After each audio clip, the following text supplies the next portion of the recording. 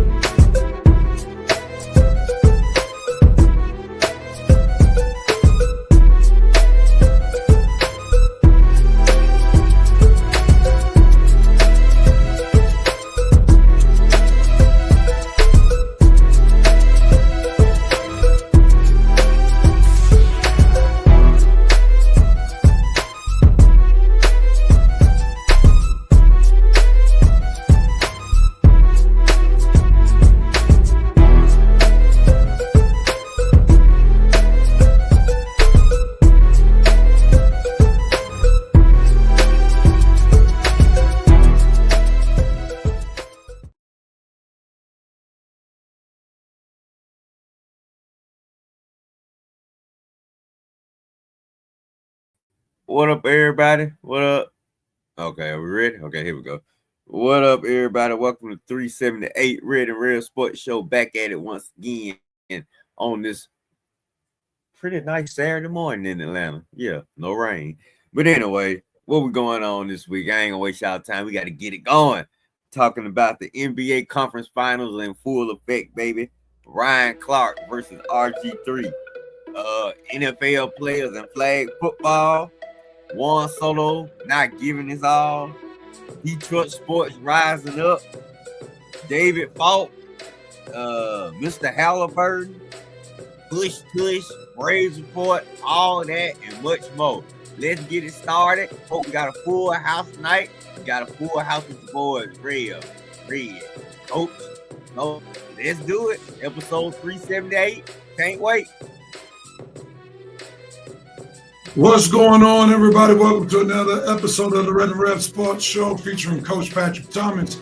Red and Coach are coming to you live from the ATLL show. ATL. Howdy.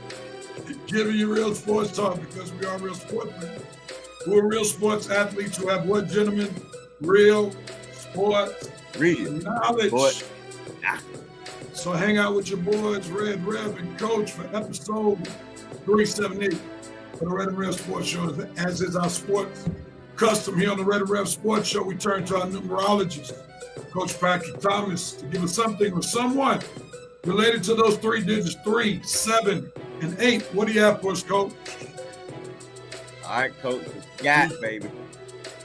Shoot. Good morning, everybody. Good morning. Welcome to the numbers. I don't think I could talk last week, but I do have a guy who's bigger than the guy was last week. Number 378.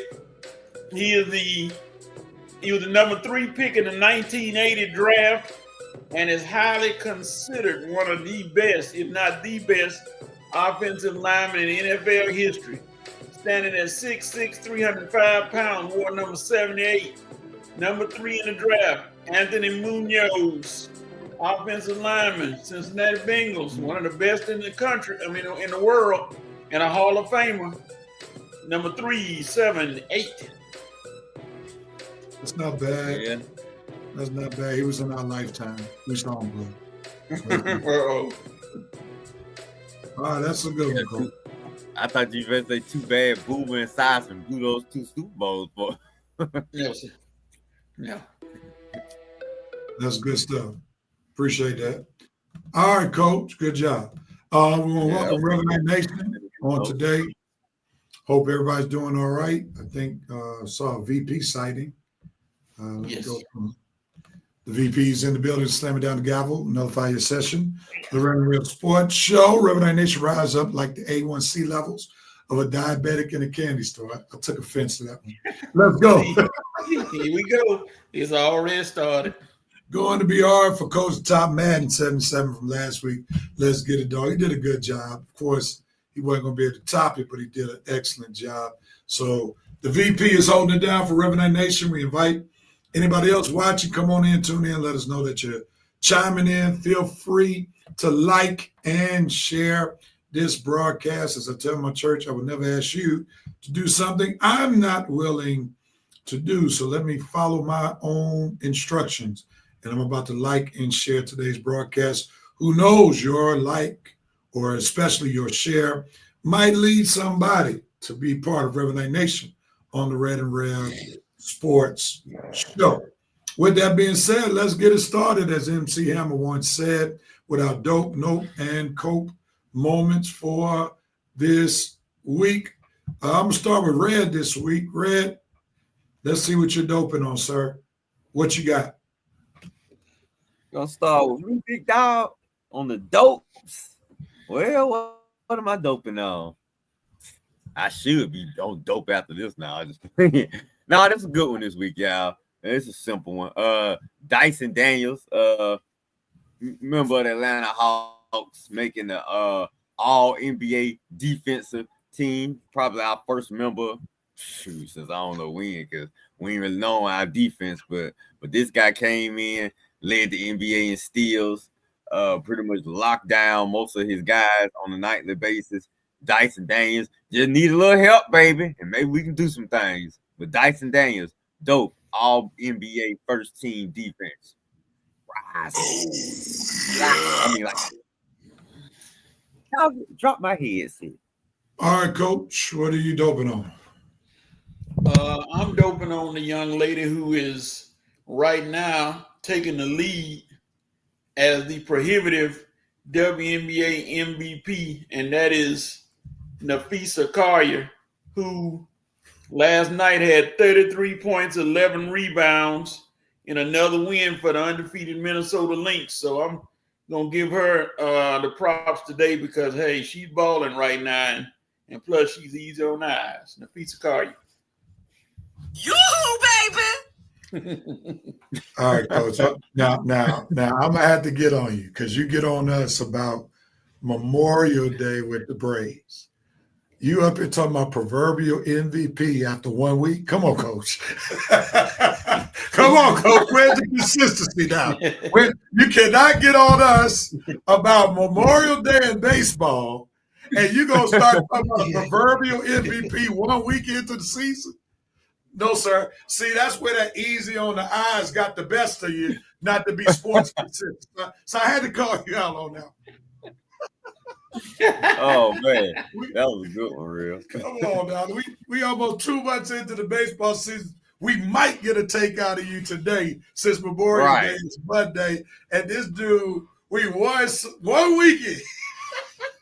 Man, you should have seen my head with my eyes when he said proverbial MVP after 1 week. Lord have mercy. They played 3 games. All right, Coach. I love you, man. I had to call you out. All right. My dope moment goes to 2 former NBA basketball players who made millions, but they still saw the need to go back and get their degrees. So 2 weeks ago, former NBA player, Syracuse Orangeman Billy Owens graduated from Syracuse with his Bachelor's of Arts degree, and Rajon Rondo, NBA champion, former player for the Boston Celtics, went back to Kentucky to complete his degree. So big ups to these guys in this graduation season. Billy Owens, Rajon Rondo, college graduates. Excellent. Absolutely excellent. You know, Rajon got his degree, all right. And Billy Owens, that's a flashback. That's dope, man. That is real dope. All right, Coach. What are you noping on? Well, I ain't gonna say nothing about this one because ain't no proverbial in this one. My note moment goes to one Angel Reese, who had a I guess you call it gain and forget, 0 for 8 from the field, 2 points in a loss. They have won a game, and they showed a montage where Jaquel Jones from the Liberty blocked her shot just holding her hand up. Just stood over, just held her hand up and blocked the shot. Angel, Lisa Leslie is going to give you a call this weekend and say the work ain't working or the math ain't mathing. So Angel Reese, she gives my note moment. Oh, come on! All right. Let me pull out my notes for this note moment. I'm building on my note moment from last week.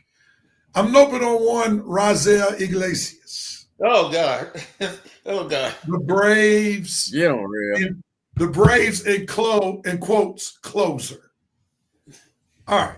Let me just share with you all a couple of things that I found out about this guy and where he is right now. Uh-oh. Where he need to be. He is tied for the second highest number of blown saves. He has the 3rd highest batting average against him amongst closers. He has the 4th highest ERA amongst closers. He has the 5th worst save percentage amongst closers in the majors. And Braves, you have us to believe that you all are really trying to compete for an MLB championship.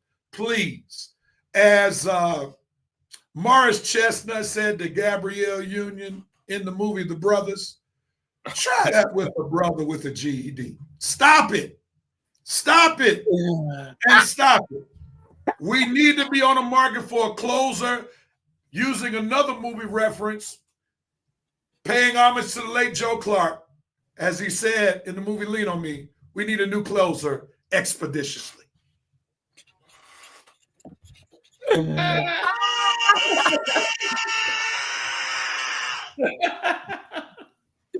Oh man, we got 2 movie references for real. Man, Red, it's on you, man. What are you noping on? I tell you, Rev, I don't know if you be reading minds or you must know something when I'm gonna have a good note. Because for you usually call me second. Rev said, I know Rev noping on something this week because his dope was just kind of simple. So you must have known I had a lengthy note. Okay, well, you read the minds, real. I got a good one today. Oh, what am I noping on this week?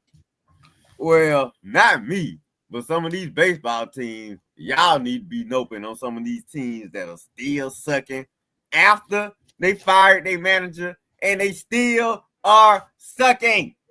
Let's start with the Baltimore Orioles, who are 0-4 since firing manager Brandon Hyde. They lost 4 straight games with the interim manager, Tony Marcelino, or whatever his name is, probably a member of the Sopranos.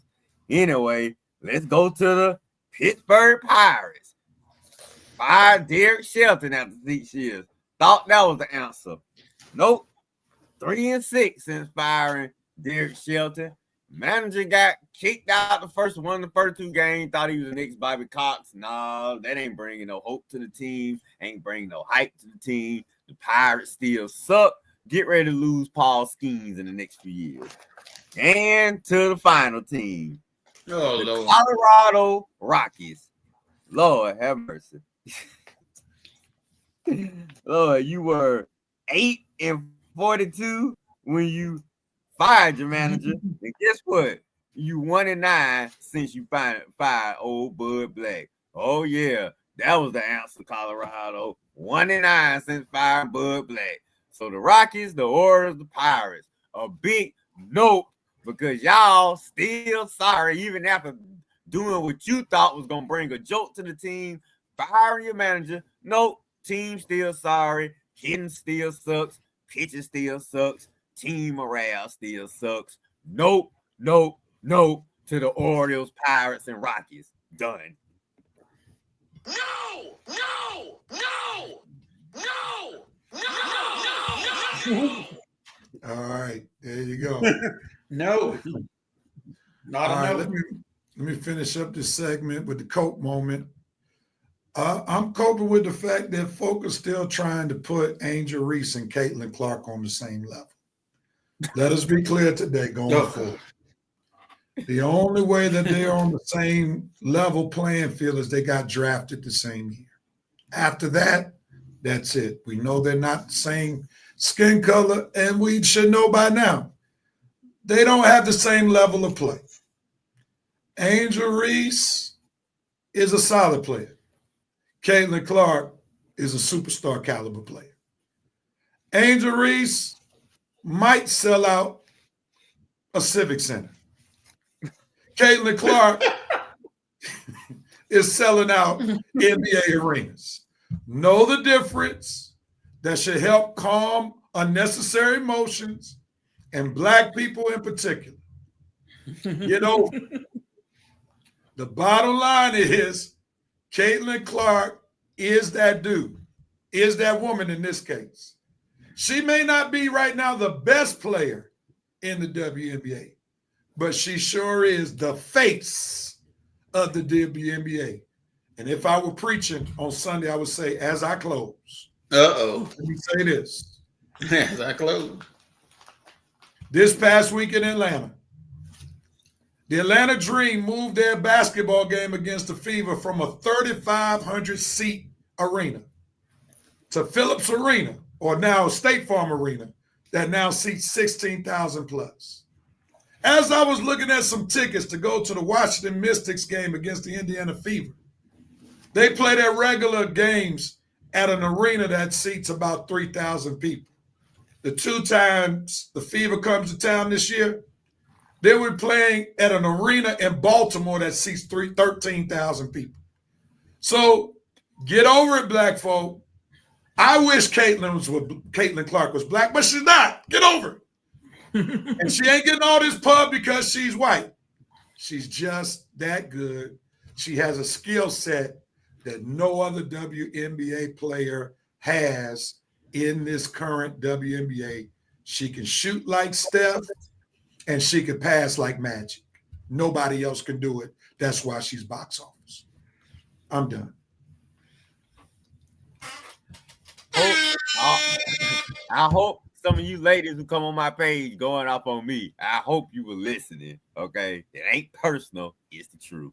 It's true. Truth shall set you free, as Jesus said. Coach, what's your coat? I'm sorry, Red. What's your coat moment? Oh, okay.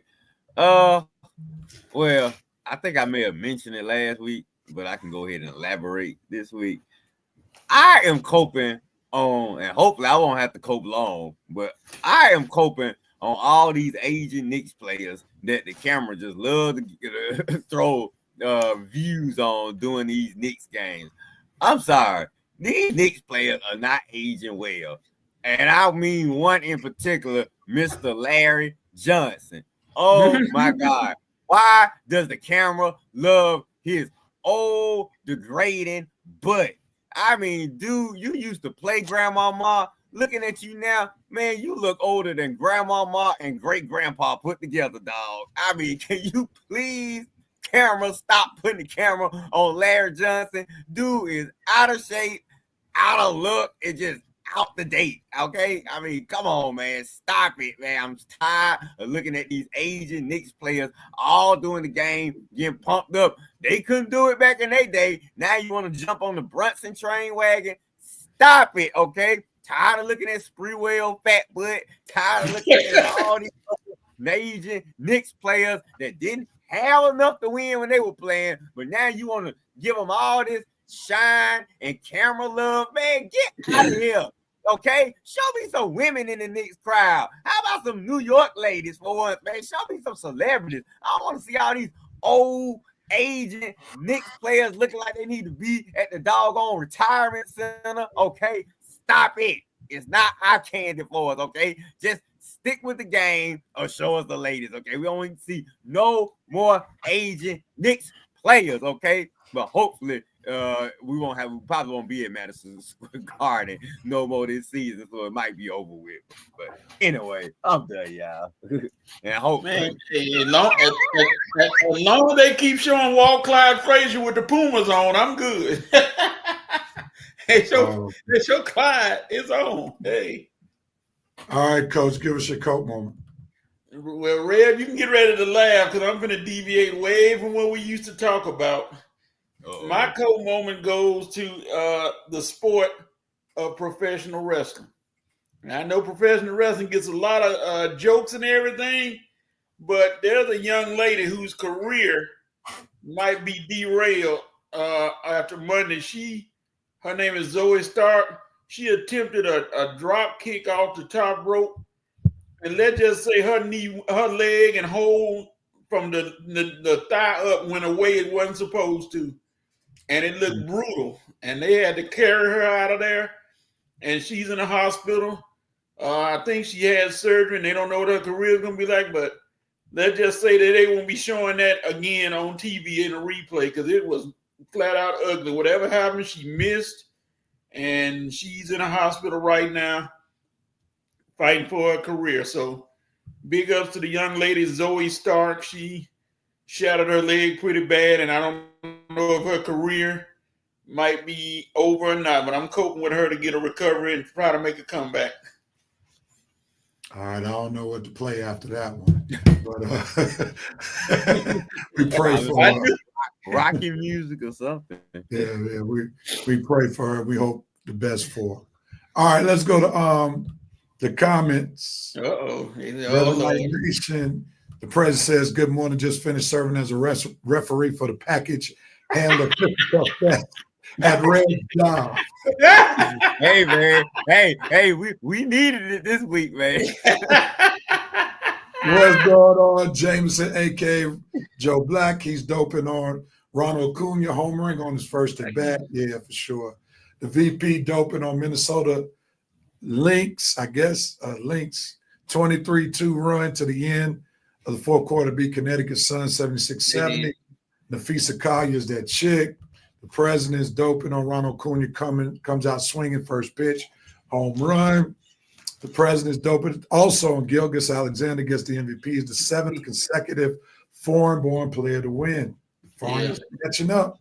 Yeah, America. The president's doping on Rajon Rondo and Owens. Never too late nor too old to get that paper. I should know. And dope to you, Mr. President, for getting that degree recently. No doubt.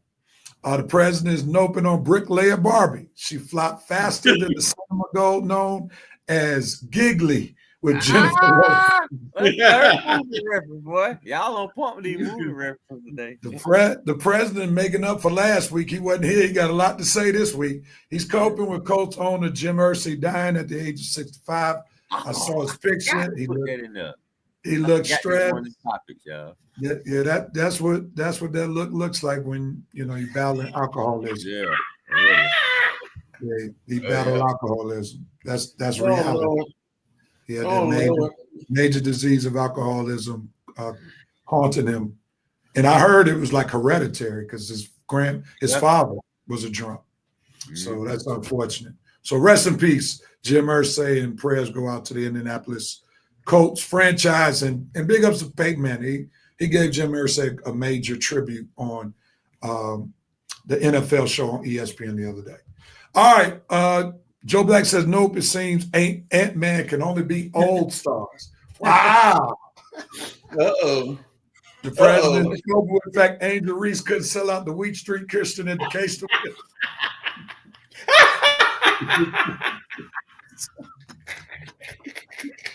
That's hilarious. The VP said black folks need to check themselves. I've seen that chick play in person twice, referring to Caitlin Clark. She's a machine. I love her game. I love the fact that she's on the Fever Squad. My girl, Leah Boston, benefits from the attention that Clark gets when they run that pick and roll. She showed up. The VP said grandmama has lived the life for real, laugh out loud, looking like Medea and Grandpa Joe rolled into. Oh, my God. Easy. Ooh. Angel Reese listens to social media too much. She's operating on an inflated level of stardom. She needs to stay in the gym. She wants to be something other than the villain, at least with the Larry Bird and Magic Johnson rivalry. They both were good at their craft, and they got better after their rookie year. Do better, Angel. I want to root for you so bad, but you make it hard to do so. And just as a caveat to that statement, I was watching the podcast of Bomani Jones, one of me and Coach's favorite radio personalities when he was on the right time on ESPN. He said, let's stop using the Bird and Magic analogy with Caitlin Clark and Magic Johnson and Caitlin Clark and Angel Reese. He said Caitlin Clark is Larry Bird, but Angel Reese ain't no Magic Johnson. So let's stop using that comparison. Angel Reese is Andre Drummond. Well, I give her Andre Iguodala. I'll give her that. Okay. Jerome Case is doubling on SGA, giving Ant-Man the business. He's noping on no American-born MVPs on years. Attention, AAU. Double dope, the VP said to the friendly rim that corralled Halliburton shot. Wow, that's for sure. Joe Black, coping on Jim Irsay passing away. Jerome Case coping the 49ers having an easy path to the playoffs. Well, that's relative right now. We don't know who's going to be good, bad, or indifferent when the football season starts. So let's hold off on that. Rev, let's not call people who suffer from alcoholism drunks. Forgive me for not being politically correct. That I say that's a result of alcoholism to be drunk. Okay, I'll phrase it that way. Here we go. Jerome Case, we will still find a way to screw it up. Brock Purdy is not that dude, and Kyle Shanahan is definitely not the coach. 49er fan here wallowing in my pessimism. Case says, for someone who doesn't control the ball, Angel Reese is winning at life. Is she really? She seemed better. She couldn't even pay her bills the other day. Now, Rev, I'm gonna double down on that. When they were talking about her, how she jumped up at Caitlin Clark. I saw when Afisa Kari was mouthing at her. She didn't go near her. She was walking away from her. I'm like, okay, Angel, you ain't gonna step to her. Come on now. Well, you know how to fight your battles, and you know what battles to fight. James said, I'm surprised SGA was the first Kentucky Wildcat to win MVP. Wow. My. Yeah. VP said, Reverend Dr. A, you coaches can't hear you in the back. Listen to what's going on in the NBA, you coaches in the back. You're killing American basketball. Do they notice that none of their players are doing anything? I mean, like, what the fuck? Oh, they okay. money, well. money, money. And as long as you got parents who continue to purchase, if you will, these trainers, as long as they're making money, That ain't shooting the move, man. You supposed to want your kids that you coaching to get to the league and do something. Not you just get all right. Well, hey, if they satisfied with what they doing, okay. It's never been about what's in the well-being of the kid. It's always about money.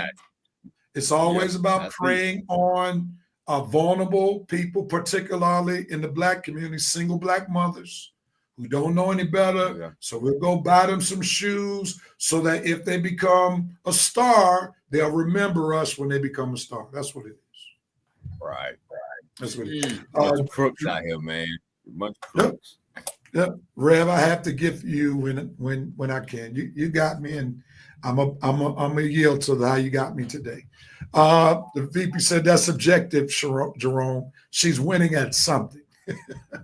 The VP said European League equals fundamentals, no doubt. AAU all about the money and flash, no doubt. Jerome K said, Coach, it's a catch-22. If Angel had jumped up again, she would have been labeled the hot-headed, angry Black woman. Yeah, she was running away. And I'm going to have to get you back, Jerome. Take that E out of angry, okay? Jerry?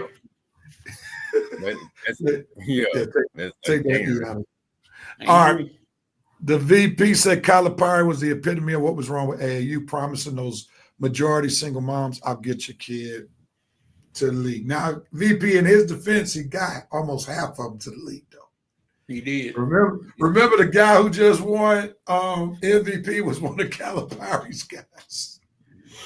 So right, he actually getting his players to the league. I'm talking about these crooked AAU coaches. Where they players at?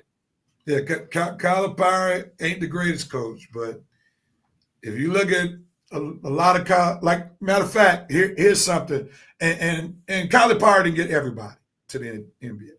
I mean, yeah, to the NBA, but if you look at the 4 teams that are left, each of those teams except for one, I think it's the Indiana Pacers, each of them have somebody who's a big-time player who went to Kentucky. Right? Yep. You got Cat for the Knicks. Yep. You got Julius Randle for the Minnesota Timberwolves. And then you got anybody for the Pacers? SGA for the Oklahoma Thunder. Right. You said but the Pacers. Okay. Yeah. So, I mean, all of those guys played for Calipari. Yeah. Yep. He did that. We didn't say they weren't fundamentally great. No, they're not fundamentally great, but yeah. Calipari ain't a great coach. He's just a great talent. No. Go Wildcat basketball. Mama Wildcat. Miss Harris, I got a gift for you, Miss Harris. I got to figure out how to get it to you. Yeah. Kentucky Wildcat. Some Kentucky Wildcat gear that I can't use, and you're the only one I know that can use it. So real, y'all got to send me your address so I can get the mail, ship it to her or something. All right, we'll do that. Jerome K. So that Rev, I hated AU, and I have my son in that mess. Nothing but random games, random schedules with random players and random nonsense. That's actually made a random comment.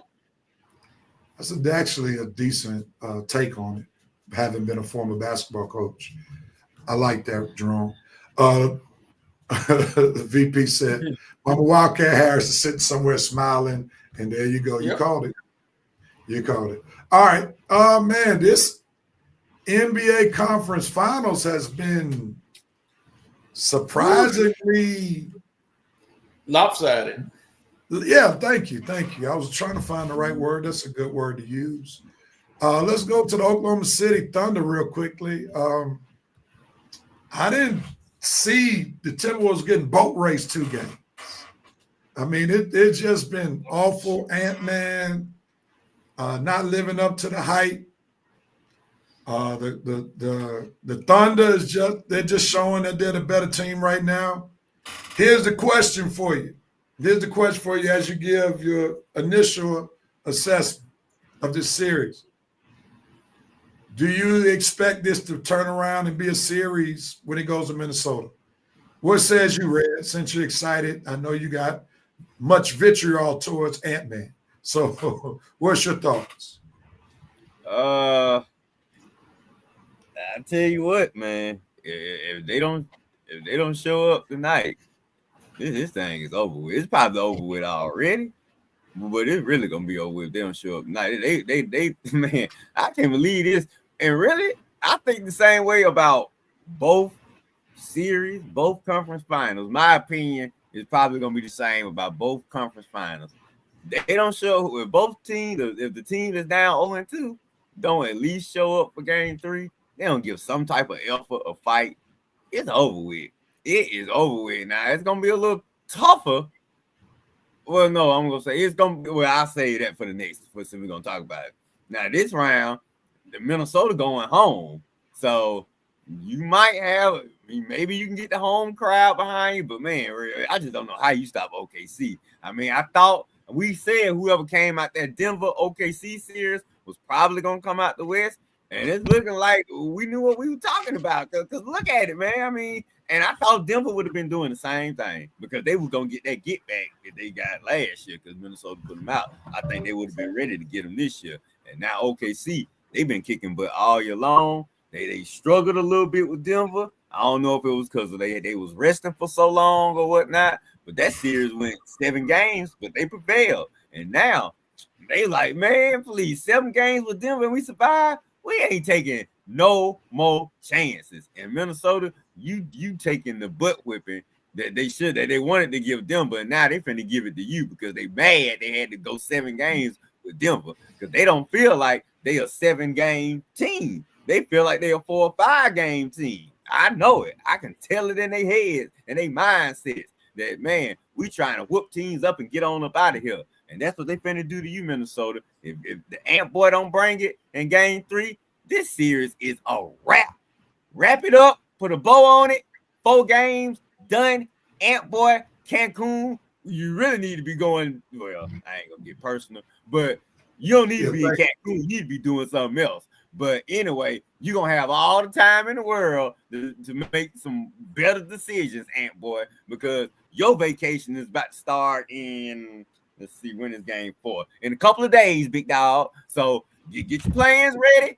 Y'all can start making plans because this series is about to be wrapped up because I don't think they're going to bring it tonight. I think OKC going to be ready. Like I said, they ain't taking no chances.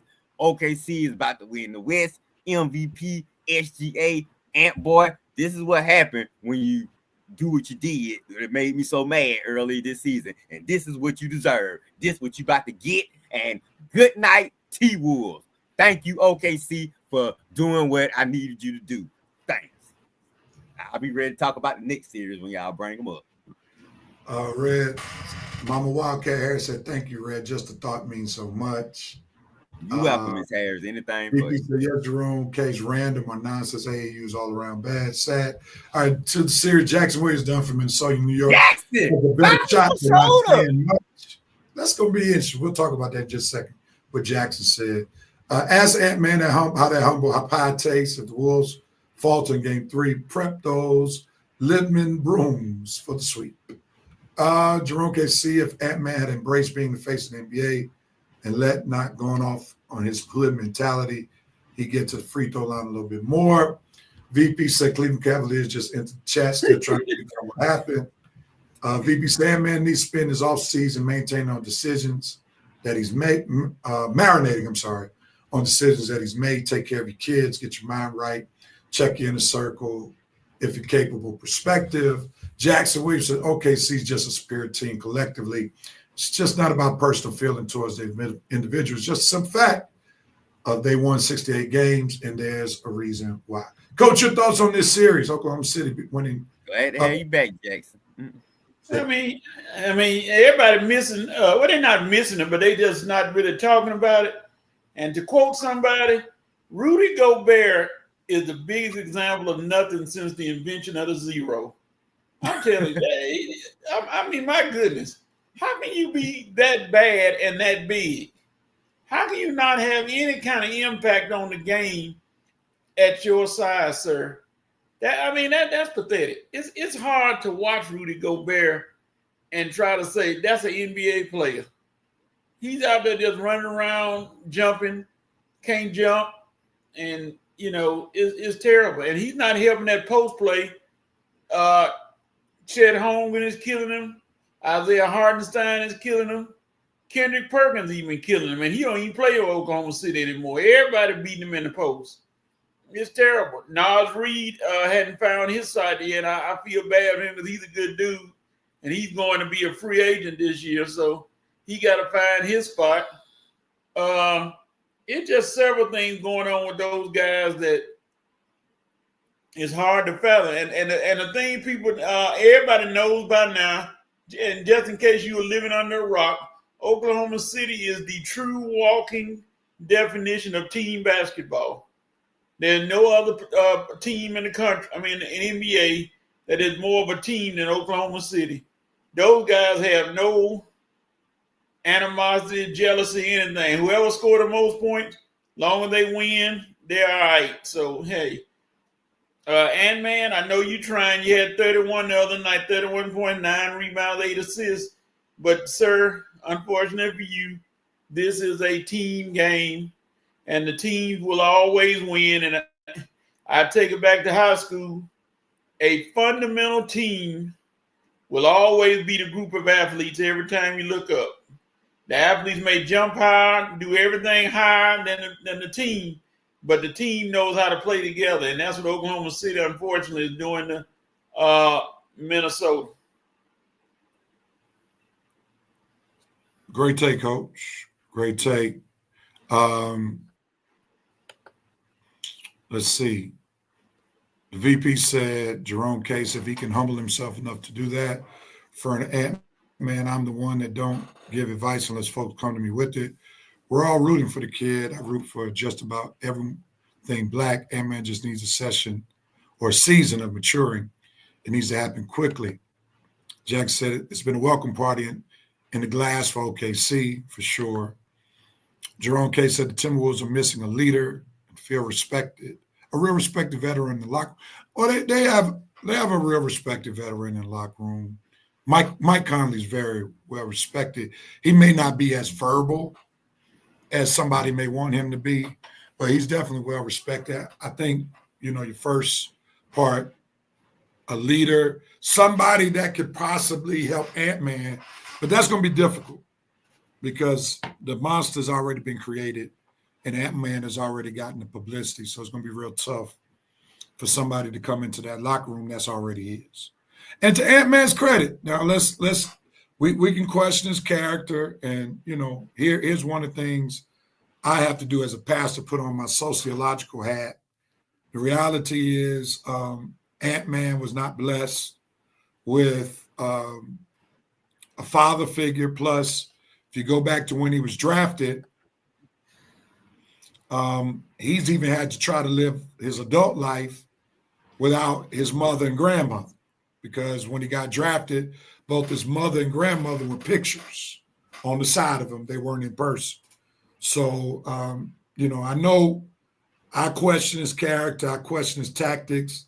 I have a problem with him wasting $450,000 off disciplinary actions. Oh, Lord. Where he's given up almost almost $500,000. But from my sociological head, I got to remember he hasn't had the best village, and he's trying to kind of navigate life by himself, and doesn't help when you got money and you're trying to navigate life by yourself without a good circle of people around you. So things can actually get worse. And I think we're looking at the worst of Ant-Man because of some of his sociological circumstances. And I'll leave it right there, not to turn the show into Dr. Phil or anything. The VP said, OKC might be marching to a chip. The city would be more than appreciative for a chip. It would be well earned. Well, at least they'll have something else to celebrate besides the Oklahoma City bombing. They need something to sell. Yeah. Yeah. That's all they talk about, man. If you ever been to Oklahoma City, ain't much to Oklahoma City. I tell you, I've been there a couple times. Jerome K said, Rev, I'm talking about a vet that can talk to Ant-Man. He needs to go see Oh, the guru God. right there, Coach Oh, Prime. no. Prime can get him into the right mental space. After what Coach don't deal with Travis, I can say no. Let me say this. In order for Prime to be effective, Ant-Man has to be willing to listen. That's number one. Ant-Man may struggle with Coach Prime, like rhyming and stuff. Ant-Man doesn't seem like he's that kind of dude. And then also going back to the sociology piece, it may be difficult for Ant-Man to receive from Coach Prime if Ant-Man is not accustomed to receiving from a man. And that can show up even in your adult life. So, I wouldn't say Coach Prime is the end-all, be-all. I think he can help, but, Ant-Man has to be in position to help. And to the vet, give me a suggestion of who you think a vet. Tell us a vet that you would say that's currently in the NBA that you think Ant-Man will listen to. Jackson said, Minnesota's issue is Ant-Man is really their vocal point in offense. But unlike Shea, who gets his points in an efficient manner, Ant-Man gets his points off too many shots, and a lot of times you'll see him and he'll get cold. That's very true. And Coach, to your point, Oklahoma City has a great system. And we're seeing a system beat athleticism. Even though OKC is across the board a great athletic team, they have a bunch of athletes. Ant-Man's athleticism is on a whole nother level. Yeah. But he cannot out-athlete the Oklahoma City Thunder's wonderful team play. And this is why teams going to have to go back to the basics and actually run some plays. How about that? Like, do that. Plays work. I play NBA 2K25 quite a bit, and you got to run some plays every now and then. And Coach, just a quick tidbit to NBA 20K25. You remember how Jonathan Kamunga was my guy in 2K 2021? All day. Give you all a cheat. Amen Thompson is the Jonathan Kamunga I used to have in 2K25. Try to get Amen Thompson on your team. That's all I'm going to say. Anyway, moving on. Jerome says, Rev, I agree with this sociological perspective. He needs counsel with someone who cares for his well-being more than his wealth. Hold up, Ray. Whoa, Ray. Stop. And this is just something I'm looking at. How does he spell sociological right, but he can't spell them other words right? Coach, that man made a good point, and you want to go to spelling. Man, Coach, come on. I had to sneak it in there. I'm having fun with Jerome. I'm having fun, Jerome. That was an excellent thought. I'm just having fun. That's all. The VB said, I've been to the Memorial Day in OKC, brought tears to my eyes, viewing the adult chairs and the little kid chairs at the memorial. Yes, Rev Doctor, the city needs this for sure. There they do. Joe Black says Rudy G is the Kirk Cousins. Stealing money. Love it. Perhaps LeBron could help Ant-Man. No. I don't know about that. No, mama. I think LeBron, I think he could help him accumulate more money. I don't know if Ant-Man deep down has the utmost respect for LeBron. Here's what I'm saying. I think he respects him as a player, no doubt. Listen to me real quick. So one thing that Red gets on Ant-Man about is not being a great father.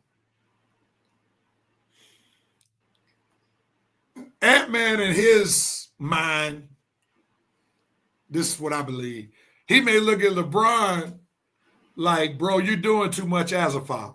Uh-oh, doing too much. Especially what he did for Bronny.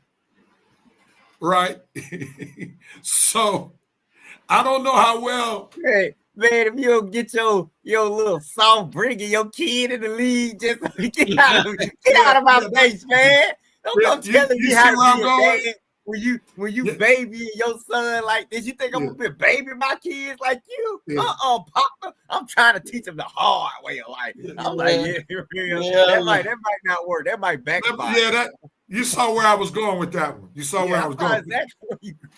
Yeah, I just don't see that one. It's a lot of fathers in the league. It's a lot of good fathers in the NBA that don't appreciate what LeBron did with Bron and bring him in the league like that. And we try. Ant-Man ain't gonna help his kid. No, like if Ant-Man ain't gonna take care of his kids, he's sure enough they gonna give LeBron kudos for helping his kid get into the NBA. No.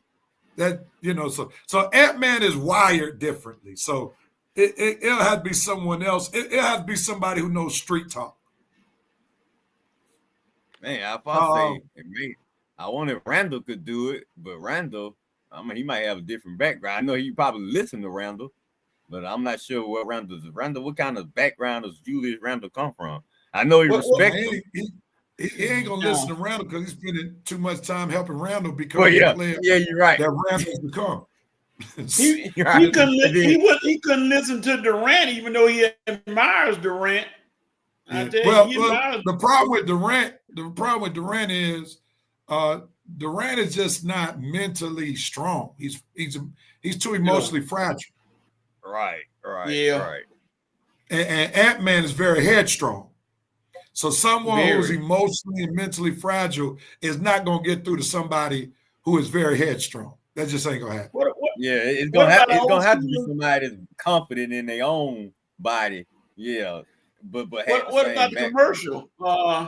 Grant Hill. Somebody like Grant Hill. Grant Hill could be helpful, but Ant-Man, again, wired differently. He'll look at Grant's background. He'll look at Grant like, man, the table was set for you. You ain't really had no real life struggles. Your daddy was in the NFL. Ant-Man is just an interesting case. And it may have to be where life starts lifing. Right. And life will have to humble him for him to be open. I don't want nothing crazy to happen to where he have to fight his way back to respectability. I want him to just recognize some of the stuff he doing. Some of this stuff can be easily fixed now without him having to have that life, that super, super life moment. But where you talking, it might have to happen for him to, humble himself and be like, okay, I need to change my approach, or maybe I've been doing certain things wrong. Now, then maybe he'll be susceptible to listening to somebody then after he goes through the humbling process. I just hope nothing extravagant has to happen for him to start thinking that way. Yeah. The VP said to my mother, I do feel that Anthony needs to approach LBJ and not the other way around. I hope that the kid gets together. So I'm not talking about just basketball, but in life. And the key is you got to be willing to listen. Jerome K said the Timberwolves can go get Chris Paul to help and be a professional. Chris Paul's approach ain't going to be effective for him. How many teams? If you're used to an in-your-face kind of guy, Chris Paul is your dude. But if you're not, Ant-Man might swing on Chris Paul. Good morning, Hope. What's going on, bro? The VP said, whoever the veteran is, I hope that Ant-Man finds that person that can break through to him. Maybe he can talk to his dad, Michael. No. God. No, don't do that. Jerome K said they can go get AI as a consultant. He really wants to be involved.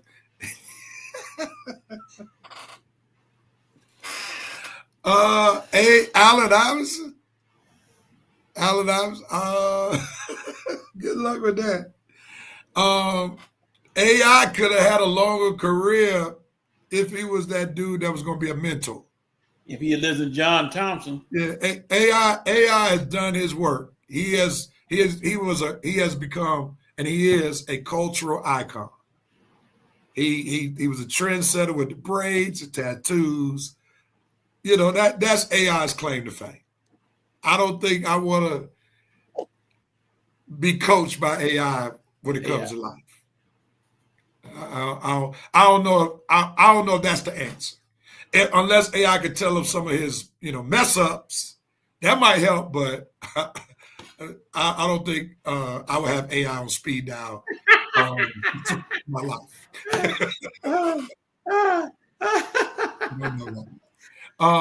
Ant-Man won't show up to practice. Exactly. Ho said Randall, single parent mom, father figure, billionaire who runs AAU Texas Titans. Okay, thanks for that intel. AAU. Uh-oh. I had to answer that the true spell. Charisma just PJ Carlissimo just into the chat. That was good. All right, man. Let's go to this next series, man. That was hilarious. Oh shoot, that was good, VP. He said, "Let PJ Carlissimo choke some. I mean, Sprewell choke some sister." That was good.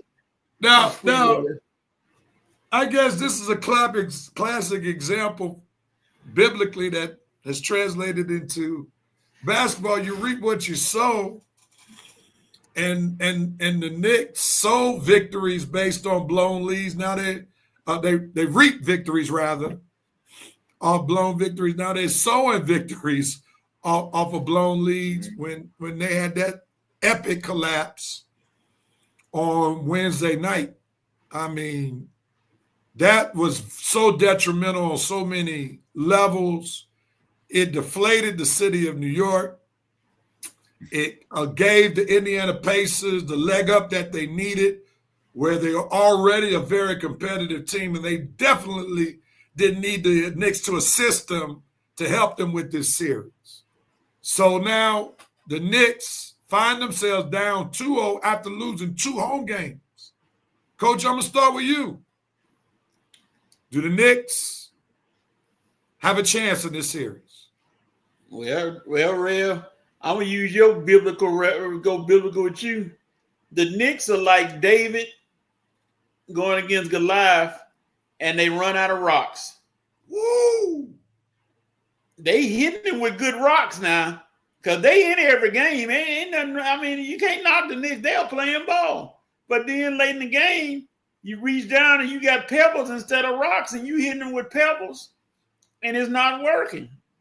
And that's what's wrong with them. They're just running out of rocks because they playing the Pacers. Just, woo, I don't know what else they can do. Because, I mean, Thibodeau is starting to make he's been making mistakes, they said, but he's making a few more uncharacteristic mistakes now with some of his questionable substituting tactics. So the Pacers are still, I still say this one's gonna go at least 6 or 7. I don't think the Pacers have got all the momentum, but this series has been one where the home team hadn't been so fortunate.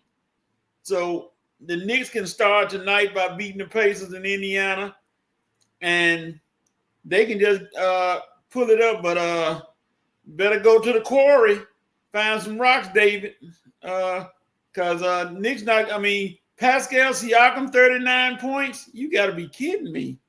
I mean, he's capable of it, but you're not supposed to let him do that. That defense, Josh Hart. I haven't heard not Brunson. Wasn't Bridges named this series? Where is he when he had all those defensive plays in the series before? I haven't heard his name much at all. So the defense got to come up. You did? He had a good game. He had a good game. Okay. The defense has got to be the key for this game series. It's defense. It ain't offense with the Knicks. Knicks got offense. It's defense. All right, before I turn it over to Red, Fred said Bobby Knight may have several seeds. Not Bobby Knight. The VP said the Big Apple had a huge chunk taken out of it. It's being devoured by a worm called the Indiana Pacers. Jerome Case said, as someone who grew up without a father in the home and whose mother died when I was 22, I can empathize with Ant and his slow road to manhood maturity. He needs a long-term, authentic voice that cares. That's good stuff.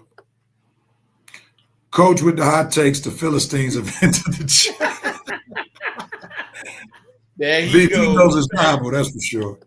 The Pacers will lap the Knicks, the Kicks, in 5. So he's calling it the gentleman's sweep.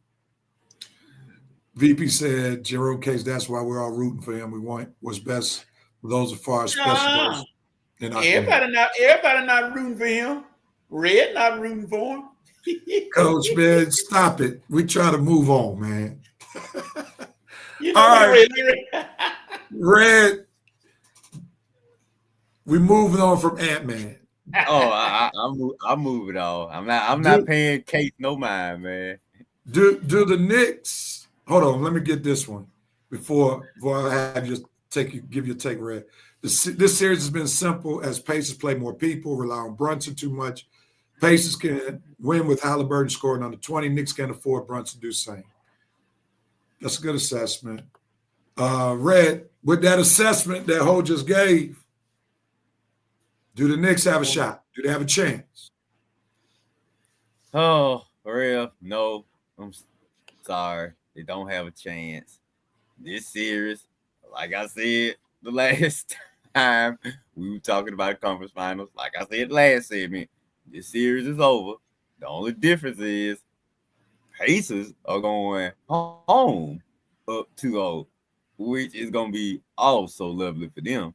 While the Minnesota Pacers are going home up 2-0, whereas Minnesota was going home down 2-0. But that don't matter because OKC a great road team anyway. Knicks might be a great road team, but I'm sorry. They just Indy, they just don't know what to expect each night from Indy. I mean, one night Halliburton can go off and Aaron Nesmith can smoke him like he did in game 1. Then game 2, Pascal Siakam can get hot, go for 16, 20 points in the first quarter, finish the game with almost 40 points. I'm just saying, it's like he said at the end of the game, it's a different guy, different night. For all we know, we don't know who's going to go off in game 3, but I do know Indy going to win game 3, and they're going to win game 4. This series is over with. Rick Carlisle is out coaching Coach Tibbs. That's why Coach Tibbs' stupid butt don't have that much to say at the end of the game. Dude, you are just being out-coached and outsmarted. That's why your dumb buck look completely stupid and completely clueless when your team is getting their butts ran through in the fourth quarter. And what happened to Coach Tibbs and this great defense that he's supposed to have? Dude, your defense is atrocious, okay? You're giving up 38 points in the fourth quarter in game 1. You're giving up 33 points in the fourth quarter of game 2. Dude, the Knicks just not playing good basketball, and the Pacers don't got these guys figured out. You see Halliburton, he said at the halftime, man, we only down. I ain't doing nothing in game 2, and we only down 3 points. I ain't worried at all. They not worried at all. Mr. Halliburton not worried at all. They going back home for some home cooking. They finna knock these 2 games out. Sorry, Knicks. I thought the NBA wanted you back in the finals, but they doing everything they can, but you ain't doing your job. So it's going to look like we're going to have a Pacers and OKC NBA finals, and it's probably going to be the equivalent of the time we had Spurs and the Pistons. Not a lot of big markets, but a lot of good team basketball that's going on right here. And that's what you got. You got a good team in the Pacers playing good team basketball, and you got a great team in OKC playing good team basketball. And I think they don't establish, they don't make their statements, and now they finna close these series out. 4 games apiece. Let's go. NBA season almost over, fellas. Thank you, Knicks and Minnesota, for coming. But boy, we should have had some other teams because they ain't doing nothing. These conference finals, both of them finna be swept. It's a matter of matchups, and Indiana is just a bad matchup for the Knicks. The Pacers just have too much depth. After losing game 1, that really killed the Knicks.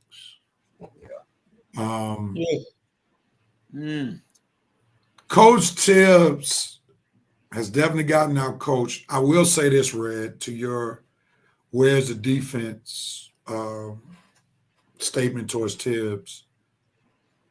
Tibbs' defensive philosophy got compromised when they made the trade for Cat.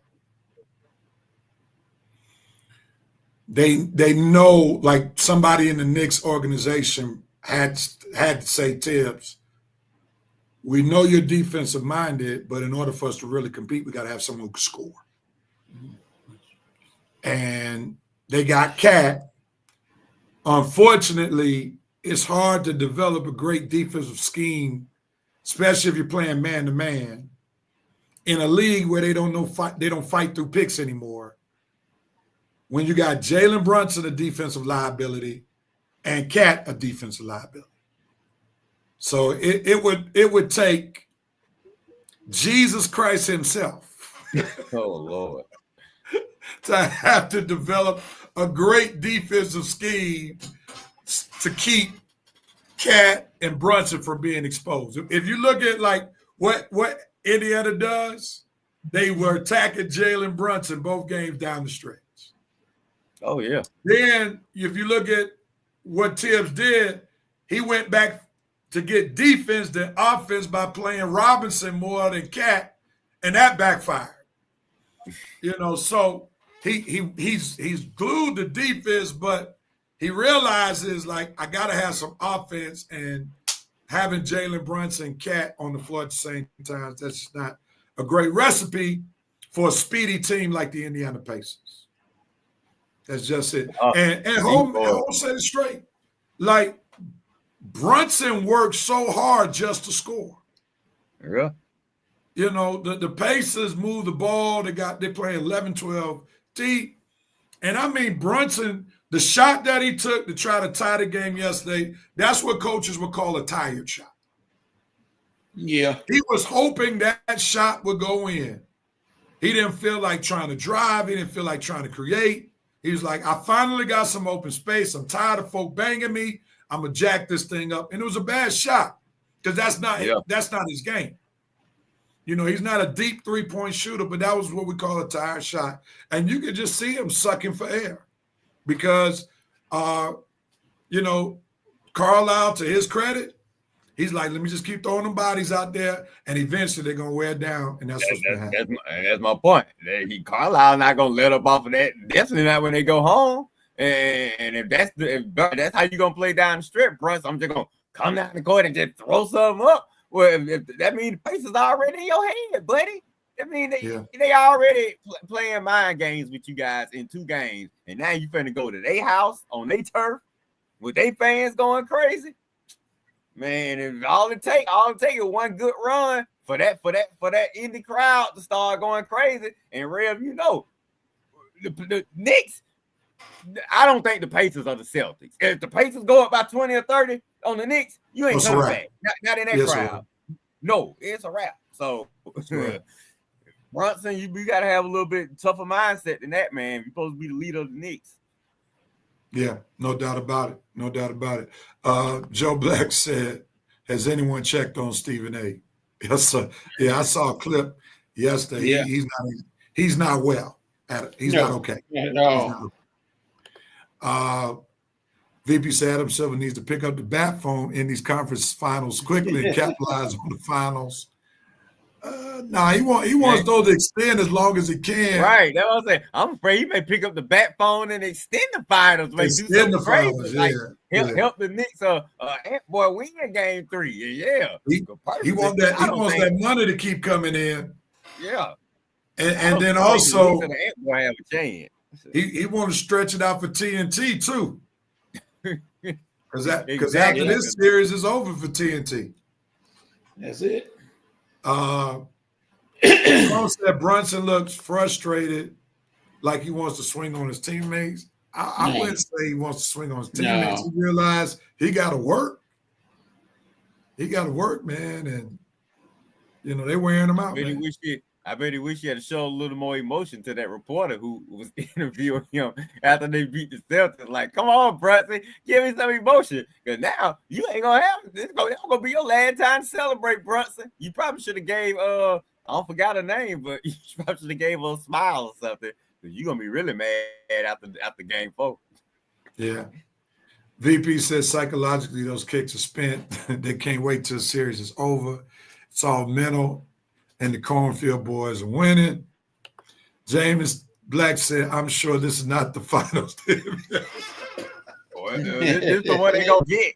Yeah, this is the one they gonna What? get. I mean, Sorry for your loss. arguably, they are about to have the NBA finals. I'm sure said they're about to have the NBA finals, arguably in the two worst NBA cities in the league. Because I can't think any. The only other city that might be up there, and I would go to San Antonio before I would go to Indianapolis or Oklahoma City. But I mean, they are arguably the worst cities for entertainment. Maybe Utah and Portland might be worse. Now you got a point there. You got Utah. Well, Indiana. I would go to Indianapolis before I would go to Portland and Salt Lake City for sure. Yeah, I'm sure. OKC is in that vein right there. OKC is in the vein of Salt Lake City and Portland.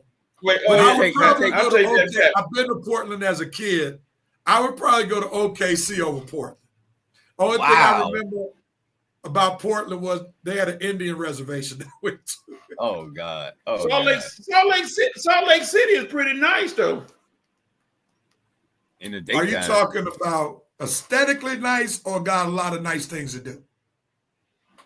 They got some things to do. I've been there before. It's for summer. It's real good. What'd you do? I went around to a lot of different. All right, thank you. Like next guy. Hey, Coach, don't stop making stuff up now. I'm serious. I'm serious. I was there one summer because I did some summer work there. So yeah, I was there. Not many of us there, but hey, moving on. Jackson said another difference is Indiana takes better shots than Boston. You're not 3-point reliant on them getting the lead. The likelihood of them actually blowing the lead is pretty low. That's a great way of emphasizing Red's point earlier for sure. Making Georgia just even Charlotte. Now VP, stop it, man. Charlotte's a major city. No. Charlotte's a major city, VP. You might be having some South Carolina bias right there with that statement, but Charlotte's a major city for sure. It got some of the problems Atlanta got: traffic and more traffic. One of the reasons why they could potentially have the finals in those two cities. Part of it has to do with the new CBA. Yeah, for sure, and we're gonna see more of this. Like Adam Silver has gotten the league where he wants it. He wants the NBA to mirror the NFL. He wants parity, where any franchise has a shot. And we are seeing this live and in living color. And guess who else is going to be happy about this? Coaches. Because now they don't have to be always submitting to superstar personalities. Because if you look at OKC, if you look at Indiana, they don't really have anybody that we would consider to be star-studded, even though Shea is growing into that kind of player. But they have great chemistry, great teams, great chemistry, two teams that are coach dependent. Yeah. And this is wonderful as an NBA coach. You no longer have to. Rivers actually turning back into the NBA you love. Exactly. Exactly. Where players were coached, right? Because now when you don't have those three guys running the locker room, running the franchise, that allows the coach to be the coach a little bit. Well, and one of those guys a real favorite player. Don't forget it, everybody. Don't let him off the hook with that, y'all. Oh man, Salt Lake City is nice, coach. If you're white, yep, that's true though. Halliburton playing with a chip on his shoulder from the Olympics, he can affect the game without having to score 30 or 40. Well, that's also because he has a great system, and the Indiana Pacers put a great team to support Rick Carlisle's system. right? It's the system Rev, with depth. Now, if you trim the team, if the Pacers only could go 7 deep, 8 deep, they could not win like they're playing because they don't have enough star power. But they have enough solid players. Like they built their team like I built my NBA 2K25 team. Uh-oh. I don't have a lot of players on my team with $40 million, $50 million contracts. No. I get depth. That's how I build my team, with depth, not star power, but with depth. Ain't that right, Coach? I got two things. Yeah, Rev has won many championships with nobody making over $10 million. I got two things I want to ask Rev. Two things I want to ask Rev real quick. One, Rev, do you know how to go to settings and take off your trade limitations on NBA 2K? I need to teach Rev how to go to settings, y'all, and change some of his options on NBA 2K so he can have but I know Rev want to play the right way. I give props for that. And another thing, Rev, do you see the Hawks? I mean, how do you think the Hawks can turn into one of these Indiana and OKC teams? What do you think they need to do? What move? Do you think it's time to move on from Trae Young? Or do you think that they could actually build one of these teams around a Trae Young type? You hit it right on there. You got to start with getting rid of Trae Young. Trae Young is not a culture builder, right? He detracts from a winning culture rather than adds to a winning culture. Like, do you really want young players? Do you really want young players to learn from Trae Young? No. What can they learn from him? Right? I mean, just to get start coaches off up fired here and go down here. I mean, like if I'm a coach, I don't want Trae Young nowhere near my franchise because all he's ever shown is he gets coaches fired. He's working on his third coach. Yeah, you got to win to be doing some of that. Exactly. So I think, first of all, I need to get players. The main player has to be a culture builder. Got to be a winner. Got to have work ethic. You know, and a guy who's going to elevate people's play. Let's ask the question. Since Trae Young has been an Atlanta Hawk, who has really become better? Nobody. They don't got rid of the folks. I mean, the folks you thought were going to get better, they don't got rid of. Collins gone, Herter gone. Most of the guys that he went to the Eastern Conference Finals with are gone. And Jalen Johnson, he's hurt. I mean, I don't know who the backup point guard is. The big man's not really excelling with him. I mean, Clint Capella, he's on his way out. Oh, the big O, he'll probably ask to leave in a couple of years. I mean, like I say, dude, the team has gone down since the Eastern Conference Final, and we were supposed to go up. It was a surprise that we made the Eastern Conference Finals. We supposed to build on that. Man, we don't got worse and worse and worse. And all these Hawks fans do is sit back and make excuses for Trae Young. Are you kidding me? You think defending him and making excuses for him is it going to get you to a championship faster? No, man. Some of these Hawks fans are completely delusional. And I tell them, Rev, I just keep laughing at you. Like I said, that's the main reason why I got another team right there. Same reason you with the Chiefs is the main reason I'm with the Lakers. Because of the Hawks fan right here. All right, so listen to what you just said.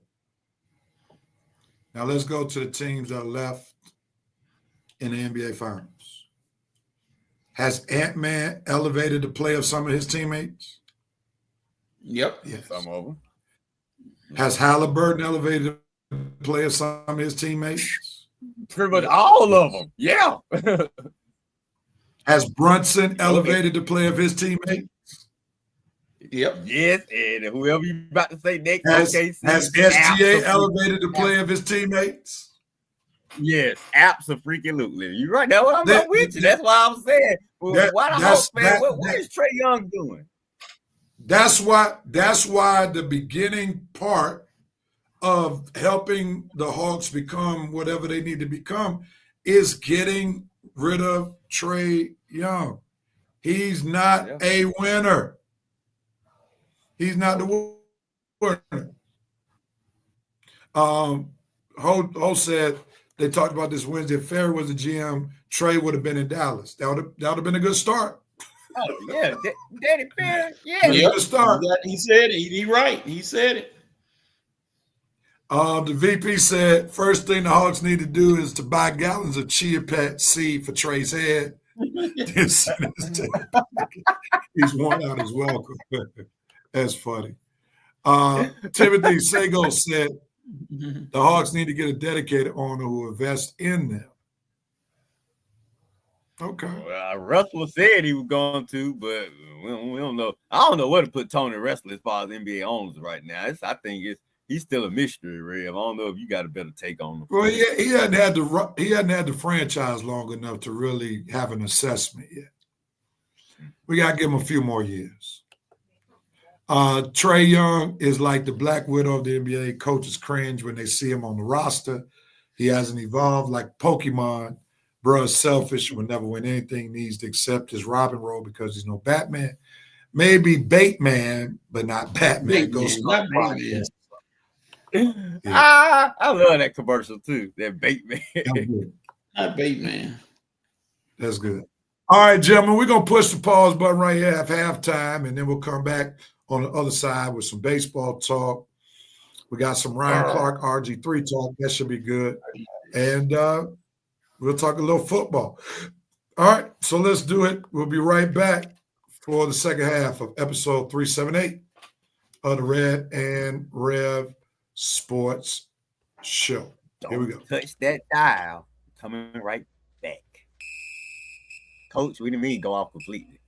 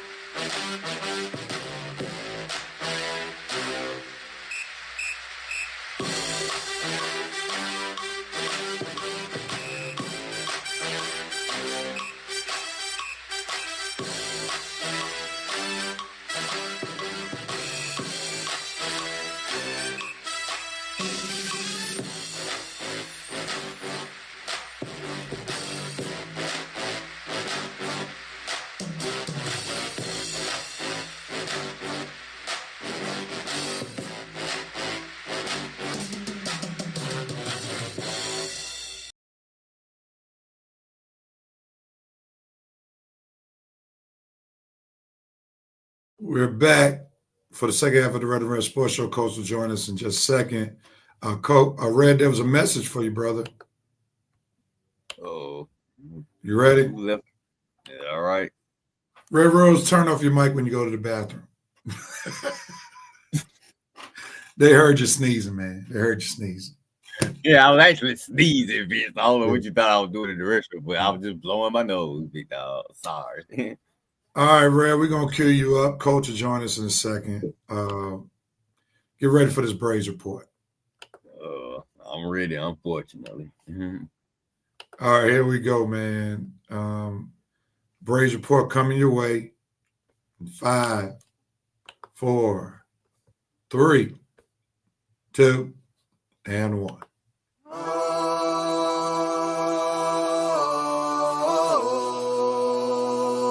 It's game time.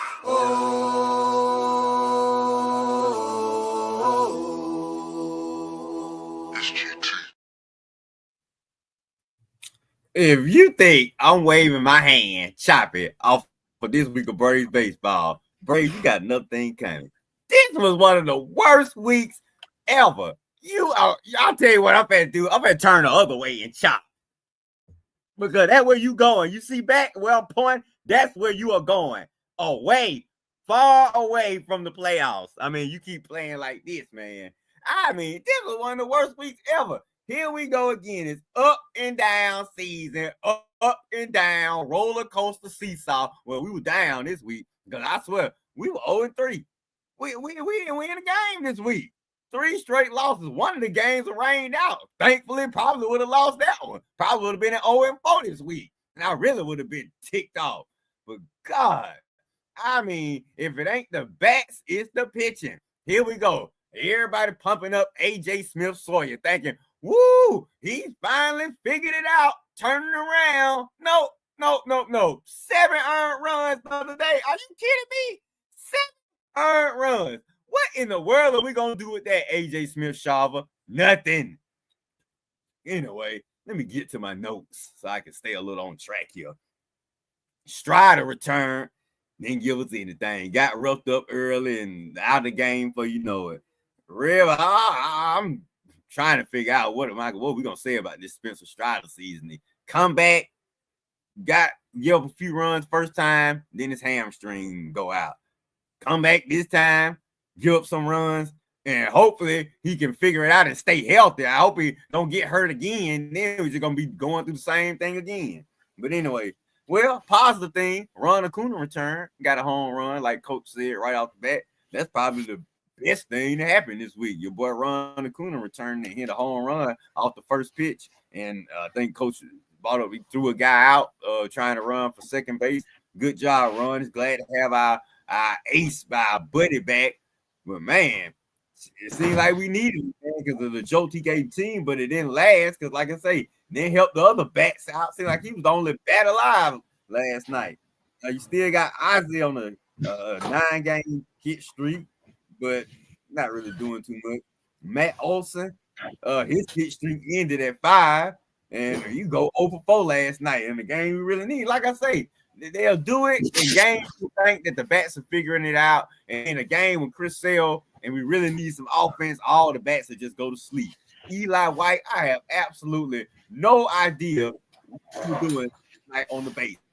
I mean, dude, that was the first time you played baseball before. Your third base coach put up a stop sign. That don't mean go back to the dog on second base, moron. That means stop at this base. When you run it, keep coming. Just stop when you get here. No, this dummy gonna say, oh, I got confused. I thought he'd be turned back around. Why would you tell me to turn back around when you know good and well the ball gonna be coming? You probably gonna be throwing out, you stupid piece of you know what? That was the man, Red. That was one of the dumbest things I ever saw last night. This guy act like he ain't never played baseball before. How many times have a third base coach you two seen? I know y'all two have seen him put up their stop sign, meaning he want the runner to stop at third. When he do his hand like this, that means go ahead and try to score. Stop me. Stop here at third base, dum-dum.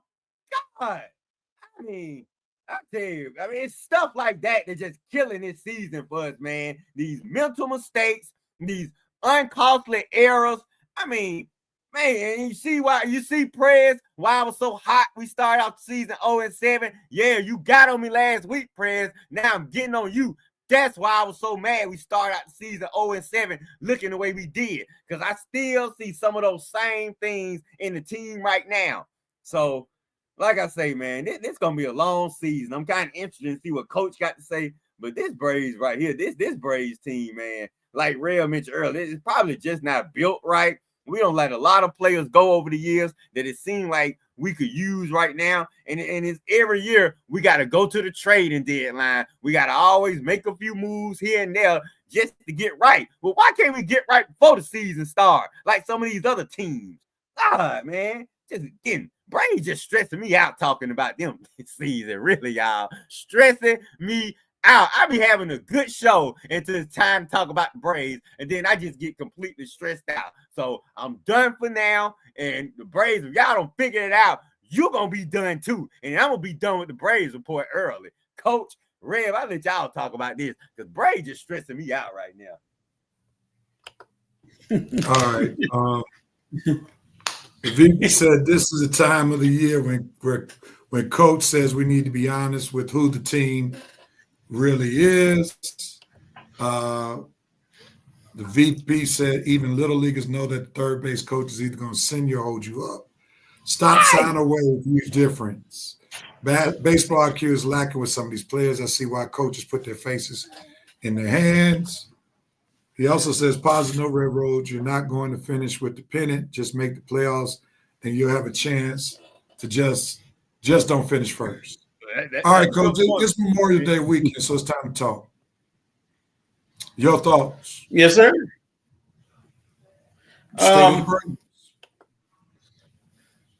You look at the Braves, who had the everybody waving the white flags early at 0-7, and they were like, "Is this what's kind of season we gonna have this year?"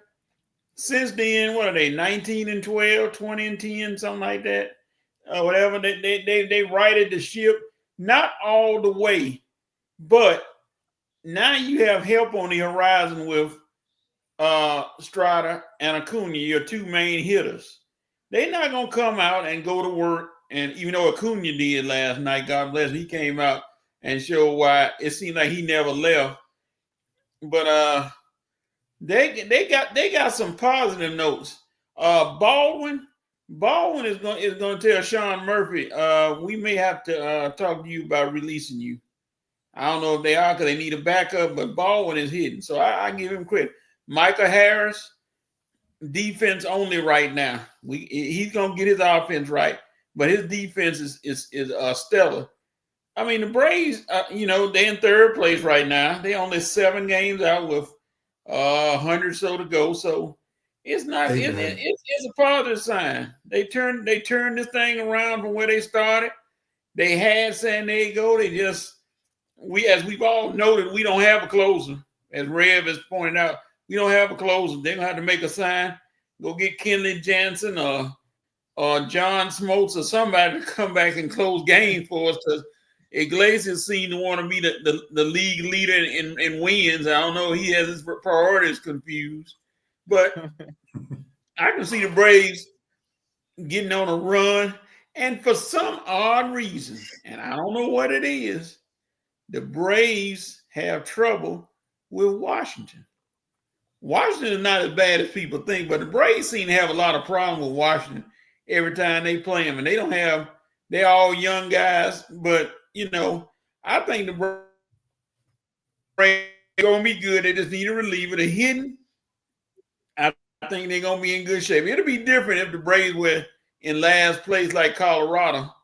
But I think the Braves are about to make a turnaround, and they're in good shape right now at the Memorial Day point. Third place, only a couple of games out of second, a few games out of first. So I feel positive. It's a lot of negative. I see a lot of positives too. So we're about to see a turnaround with the Braves. Like I said, Acuna get back full time, and everybody start getting their best together because they're energized by him. So we'll see. All right. The VP said red roads. Soon you will have to dumb down your report to a snippet, send out flyers next to report. Yeah, no. Said the next 100 games or so will determine Red Road's health. We will continue to monitor that BP. The president said, Odeby McDowell enters the chat. There you go. The VP said, just don't finish first. So I wish I could carry more of the optimism that Coach carried in his commentary, but I don't. I'm a foundational guy. I'm looking at the foundation, and the foundation was jacked up going into the season. The only way I see the Braves reconciling this season, and we're talking about being competitive to win a championship. If you're just trying to play games and be formidable, I could go along with Coach's take. If you're trying to win a championship, which I think the Braves are seeking to be in the championship business, then I can't be as lax as Coach is right now with his commentary. I started my comments with saying, I got to look at the foundation. The foundation was flawed going into the season. You knew shortstop was a problem going into the season, but did not address it because you were trying to be cheap. Since Arcia had one more year, $3 million, and now you sent him to the minor leagues. No surprise.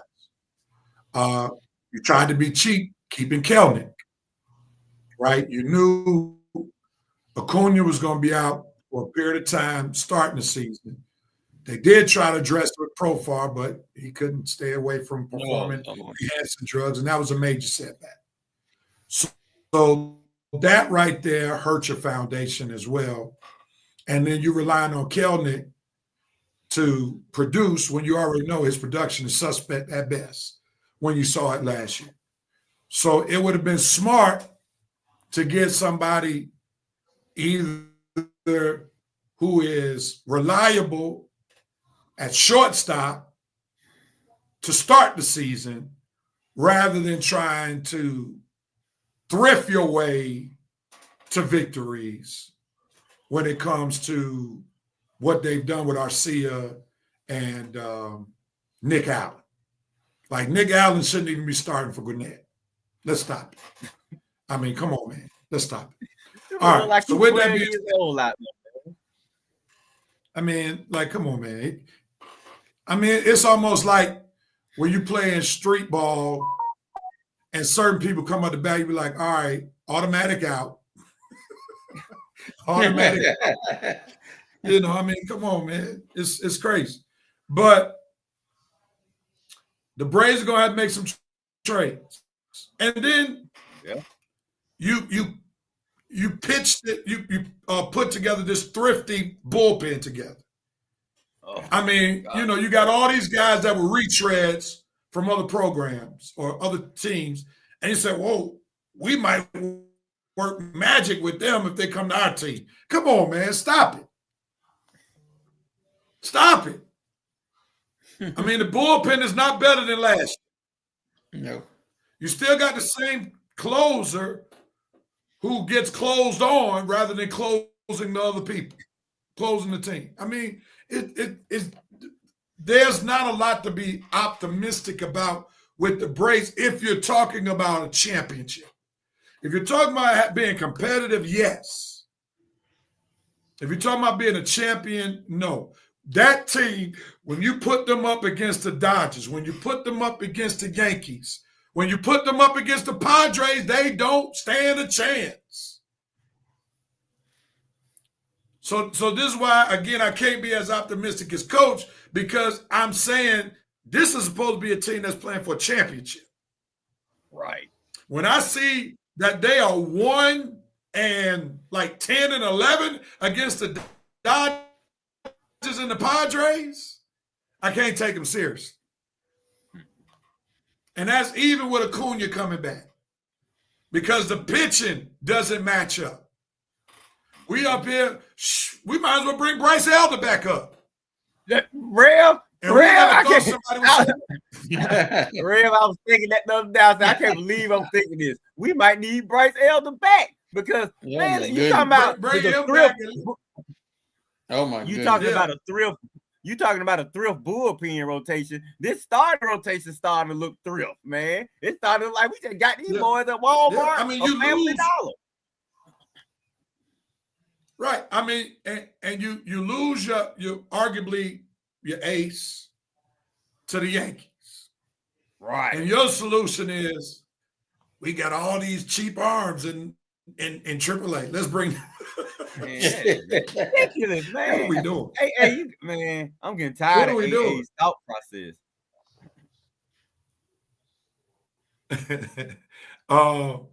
Let's see. Horace said, no way you feel good about that bullpen, Coach.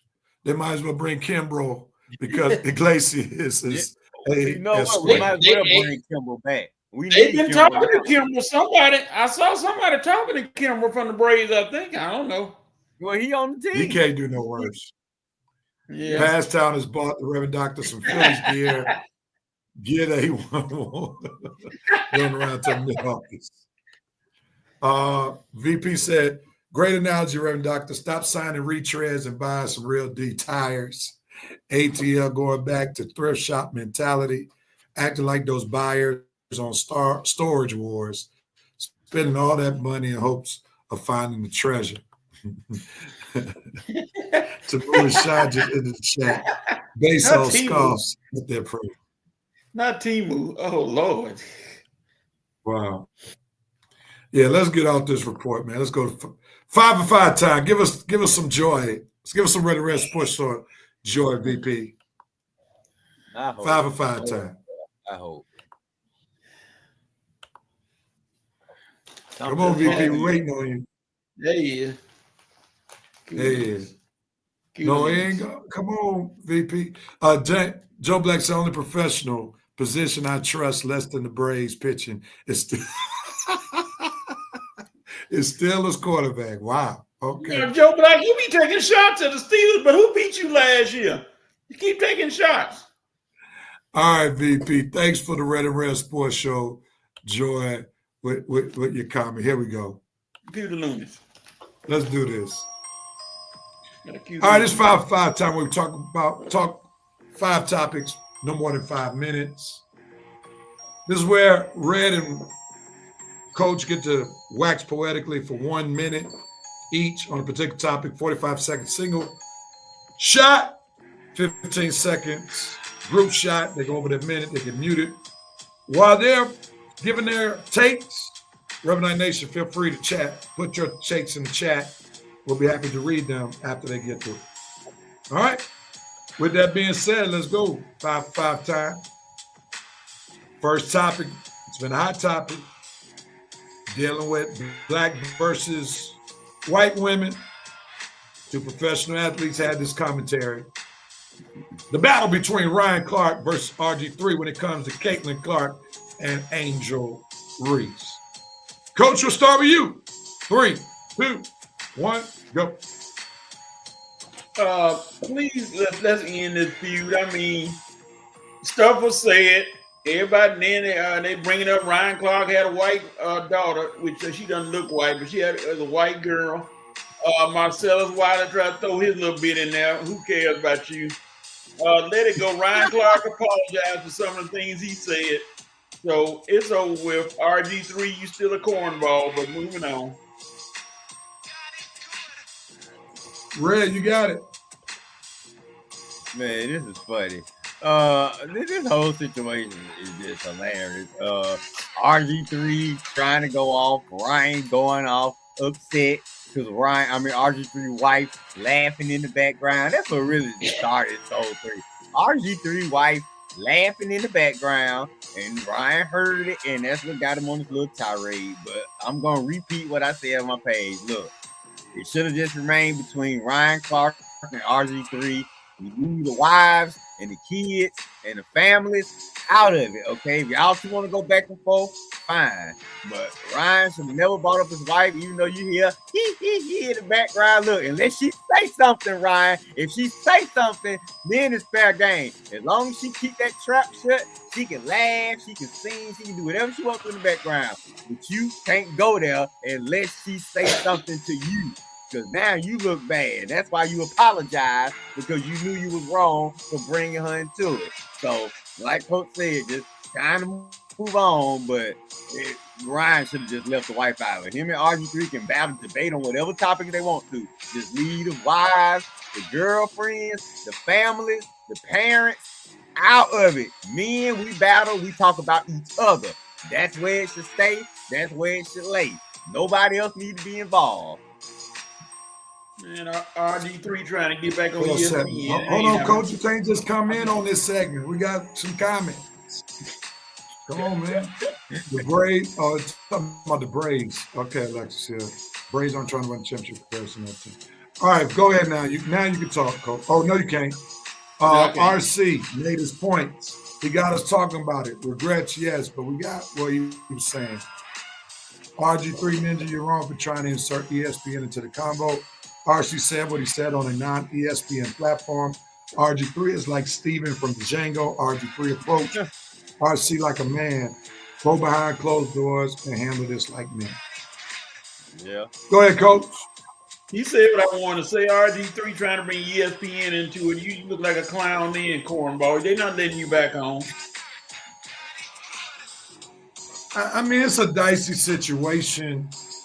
I think RG3 was trying to clap back because his wife was attacked at the end of the day. And you're trying to save face as a man to protect your wife in the public atmosphere. So when you try to do that, like you go to extremes. We saw it live and in living color with Will Smith. Nope. Right? Yes, sir. Trying to, in quotes, protect your wife. We see that this fool yelling, keep my wife's name out your mouth, then he goes slap somebody. I mean, that's what happens when you start having to be in quotes, protective mode. You start doing stupid stuff. And RG3 was placed in a bad situation because Ryan Clark, attacked his wife unnecessarily, did some race baiting in my humble opinion. That was not necessary. Keep the topic, address the topic at hand. Don't take shots at the man being married to a white woman. At the end of the day, that has nothing to do with the situation. And once again, that's a poor evaluation of the situation that was at hand between Angel Reese and Caitlin Clark. Those folk who can't embrace the fact that Caitlin Clark is what she is, they wind up turning it into a race conversation. And that's where it gets wrong. The bottom line is Caitlin Clark is better than Angel Reese. She deserves much more press than Angel Reese. And the bottom line is if you flip the circumstances, Angel Reese would have gotten more vitriol thrown at her because she's created more vitriol between her and Caitlin Clark. It's just the bottom line. Trying to be on the same wavelength as Caitlin. That's just the bottom line, and she's not there. So, this whole thing could have been avoided. And I just hope we can just move away from the race stuff when it comes to Caitlin Clark and Angel Reese. But, unfortunately, since there's history, there's none but few that's going to be thrown to that fire. All right, next topic at hand as we cue Lunas. And we ain't going to let him die out the segment. Juan Soto under fire. Having problems running the bases that we see. What you say, Red? Go. I hate to say this, but I think Juan Soto is just becoming a little bit too comfortable in his own skin. I mean, it happens sometimes. I want to say it's a little human nature. As long as this don't become a main, consistent problem, I think we'll get past this. But, Juan feel like, hey, man, I've been playing big-time superstar baseball my whole career. I pretty much led the Nationals to a World Series championship. I helped the Yankees get back to the World Series. Man, I'm a $700 million man. I'm the man. Who care about one little ball that I didn't run out? Who care about one ball that I thought it was going to be a home run? I wanted to sit here and admire my stuff. Just one going through the motions of, being paid a little bit, being in baseball for a while, feeling like he the man for a period. And he just got caught up a little bit. As long as it's going to become a main situation, I think we'll be okay. Coach. Well, mine going to be breathing. I'm inspired by the Reverend Doctor right there. And I will quote Luke chapter 12, verse 48. To whom much is given, much is required. They gave you $750 million. You got to act like you playing for $750 million, son, which means hustling. They gave you all that money. You got to show them why you worth that much money. Coach with the wonderful biblical reference. Love it. The VP said Juan needs to pay attention and keep your head in the game. You're professional, bro. 1, 2, 3, and you're out. Bad base running. Do better. Hard said. So the pocket's holding him down. All right, I'm not going to add much more on that topic. Going back to the previous topic, Hard said this has been personal since Washington days. Either way, this is the new clout chase and brand building, media beef, and ain't got nothing to do. Ain't nobody got to do nothing. They got what they were looking for. We talking about it, shaking my head. So in other words, they did it for clicks. That's what Horace is saying. The VP said, I said it on Stu page the other day, the bottom line, CC is a better player. She's the reason the W received $1 billion TV deal. Reese doesn't move the needle. The same. Stop it with the race thing. Clark is just, you know what, better. What's your language, VP? And going back, the president can't run down the first baseline with gold billion in your pockets. All right, on to the next topic, gentlemen. David Falk, famous NBA agent, especially used to be Michael Jordan's agent, he speaks out on the MJ LeBron debate. Coach, what says you about David Falk's takes? Of course, you're old. I mean, you're going to speak on your boy, MJ. If he had done like LeBron and switched teams, he'd have won 15 titles. No, he wouldn't. No, he wouldn't. Because it was a team like the Lakers and the Celtics and those teams back in the day that wasn't going to let him win that many. He'd have been just like LeBron, losing all them games. No, indeed, David Falk. Sit your butt down. Red. That was funny. It's easy to say what would have happened now, all these years later. I mean, hearsay is easy to say. I'm kind of leaning to it, Coach. We don't know what would have happened. I mean, it probably would have been the same thing. I'm kind of glad he didn't jump from team to team because you just can't predict and you can't guarantee anything by jumping and leaving and forming super teams, as you can see by LeBron forming super teams, and he didn't win half of the things he thought he was going to win in Miami, and he did it again in Cleveland and did it again in LA and still haven't won as much as he liked to have won. So forming these super teams don't really guarantee anything except a lot of exposure and a lot of media notice. But other than that, it don't guarantee no rings. So David Falk, nice speaking up for Jordan, but shut it. Let Jordan speak for himself on NBC next year. Now, how about that, David? The VP said the horse has to be tender as all get out by now. Time to process. Send the meat over to Taco Bell in Chipotle. All right. This conversation is the reason why I consider LeBron the GOAT. And this is why. LeBron is the only player that we know in NBA history that every team that he went to became an NBA contender. That's the bottom line. What we do know is MJ could not win a championship without Phil Jackson being his head coach, Jerry Krause being his GM, Scottie Pippen being his second best player, and not playing in the triangle. That's what we do know. What we do know about LeBron, he was a championship contender even when his team was trash and didn't win a championship, but he did take a sorry team to the NBA championship. When he teamed up with Dwayne Wade, Chris Bosh, he won a couple championships. Teamed up with Kevin Love, Kyrie Irving. Anybody think Kevin Love's still the same type of player that y'all once thought he was? Anybody? Nope. Anybody think that? Nope. And you know, he won a championship to the Lakers bubble championship, whatever. The bottom line is LeBron has been the only player that's ever been plug and play in his prime. He didn't need set players at certain positions and a certain coach in order to be great. He was great regardless of the roster.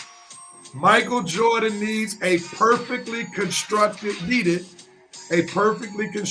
roster to play up to his abilities in order to win a championship. And I'll close with this. He always needed a great shooter. John Paxson first three, Steve Kerr second. He always needed a point forward who could play the best player on offense on the other team, especially their perimeter player. That was Scottie Pippen first three and second three. He always needed a great rebounder. Horace Grant first three, Dennis Rodman second three. And then he needed a serviceable center who could hit jump shots. Bill Cartwright first three, Luke Longley second three. Same formula 6 times. LeBron didn't play with the same formula. Seems like LeBron needs a better GM. That's where all this started. So there you go. When you start talking about cherry picking, and this is where folk got to get off LeBron. We would be chastising LeBron for not being an NBA champion if he didn't take matters into his own hands. Because Cleveland's owner was content with just selling tickets off LeBron's back, while in the meantime, LeBron is getting criticized for not winning championships with Boobie Gibson, Delonte West, Andrew, what was his name? Jameson, all them cats. That's what Andrew LeBron would Barrett, have been. Alexandria Val, yeah, he's getting criticized not winning championships with those guys. Meanwhile, he's getting his head beat in with Paul Pierce, against Paul Pierce, KG, and Ray Allen in Boston with Rondo. Yeah, So- he probably would. Yeah, I can see that. Yeah, I think. Yeah, I but mean, maybe come on you now, think he if should y'all have want stayed. him to be You loyal, think he should have stayed in Miami? Hey, should he have stayed in Miami though? probably not, Pat and him had because I would say no, because if he had won if he won like 5 championships, everybody would have said, you know, he needed Dwayne Wade. And that's what been where all his championships were. So now you got to make another move, and I think it's the moves, Reyes, that start getting folks up in arms. When you move once to Miami, okay, you had your issues down there, but you got to. Now you got to move again. You're going back to Cleveland. But would you have gone back to Cleveland if Kyrie and Love were there? Gary, that's the thing that people will bring up. I mean, what if Kyrie and Love weren't in Cleveland? Would he have tried? Would he have went to another team? Probably.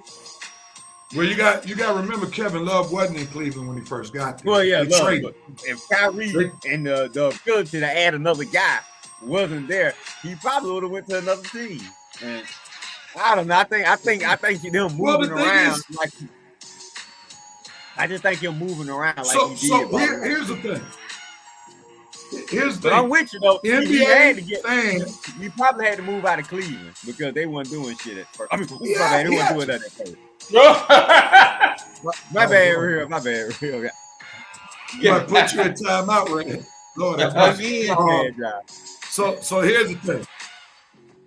Here's the thing. NBA journalists, NBA fans pushed LeBron to do what he had to do. Everything was measured upon championships.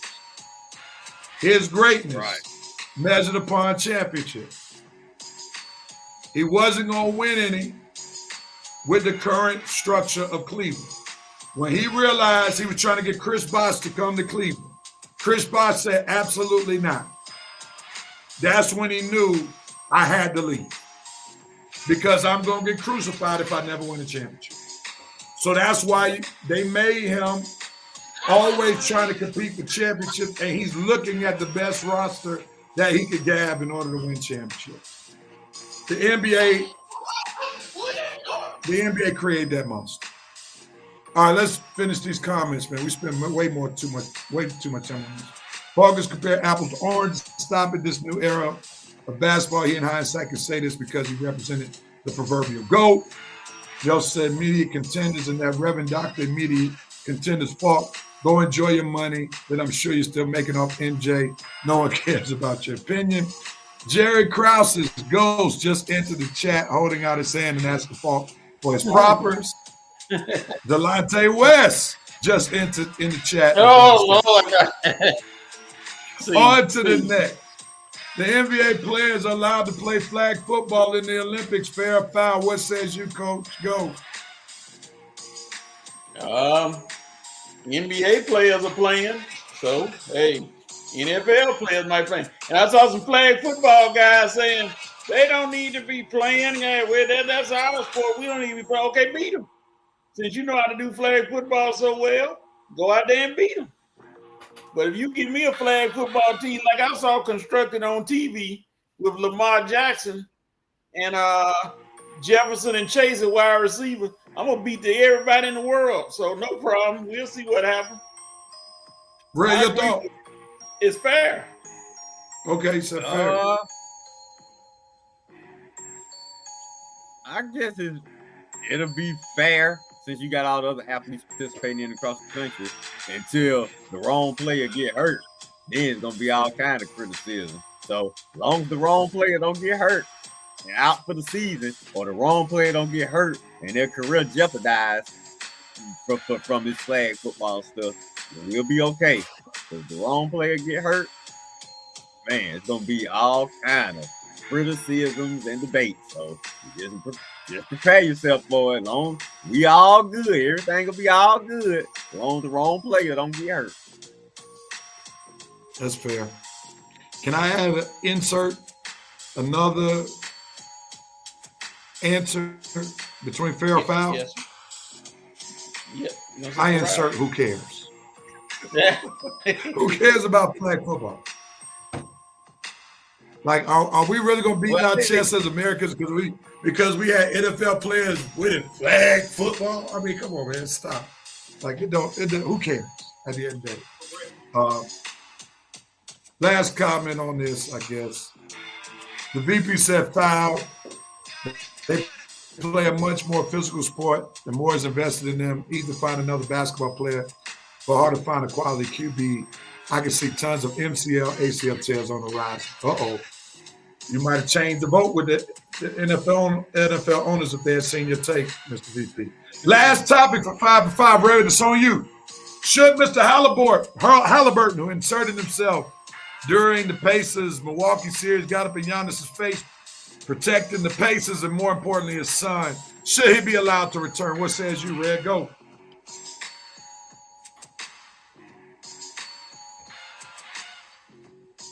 Not on the court.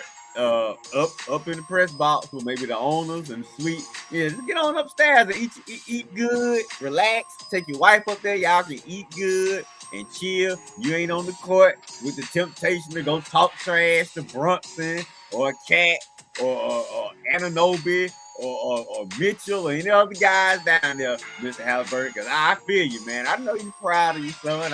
And honestly, Rev, I could say I wouldn't be doing the same thing if that was my boy out there, or your boy, or coach's boy. I know we all would be proud, but I don't know if we go to those extremes. I don't know. I don't know, but he learned his lesson, but don't sit him on the court, because I know that temptation would be for him, because they about to win this series. And I know after game 4, he gonna be so pumped up, man. His son got his team to the NBA Finals. So in the press box, Mr. Halliburton, you celebrate with the owners and the GM up there holding your little sign. You can cheer from the booth. I'm sure the TV cameras will catch you, but not on the floor, not with any danger, because I don't want to see Rick Brunson come try to DDT you for getting in Brunson's face. I don't want to see Cat's girlfriend or Coach Tibbs or any family member trying to get up in your face because you talking trash to one of their people, man. So no, Mr. Halliburton, up in the booth. Coach. Heck no. Don't let him back. He clearly ain't learned his lesson. He hadn't learned his lesson since he got back. He was up in the wherever bar he was in, still trying to be the center of attention, doing the little choke sign with his son instead of just watching the game and cheering on. He'll do that at the press box. He'll do that at the game if y'all let him back. Don't let him back. Watch it from home. You should have tried to get up Giannis' face. Giannis should have clocked you. No. I say no. I'm gonna agree with Coach. I'm not gonna say clocked him, but if that was Thomas Bryant's father running on the court, would this be a discussion about trying to reinstate him to come back in the arena? Absolutely not. So that man got to suffer the consequences for his actions. We are giving this man superstar or all-star treatment because of who his son is. I have to look at this from the prism. If that was McConnell's father, Thomas Bryant's father, would this even be a conversation? Absolutely not. No. So let's revisit this next season.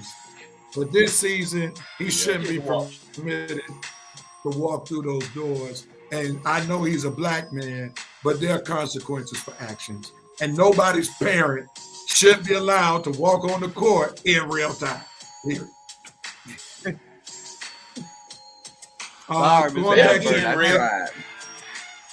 Going back to the flag football, VP said the Stars won't play. It's like 3-on-3 basketball. No one knew the men's players in the Olympics. I don't know about that, VP, because that's the only way that these guys in football can get a gold medal, since there's not football, the sport. That's an Olympic sport. The basketball players don't have to resort to 3-on-3 because they can play on a team to get a gold medal. So it might be a little different.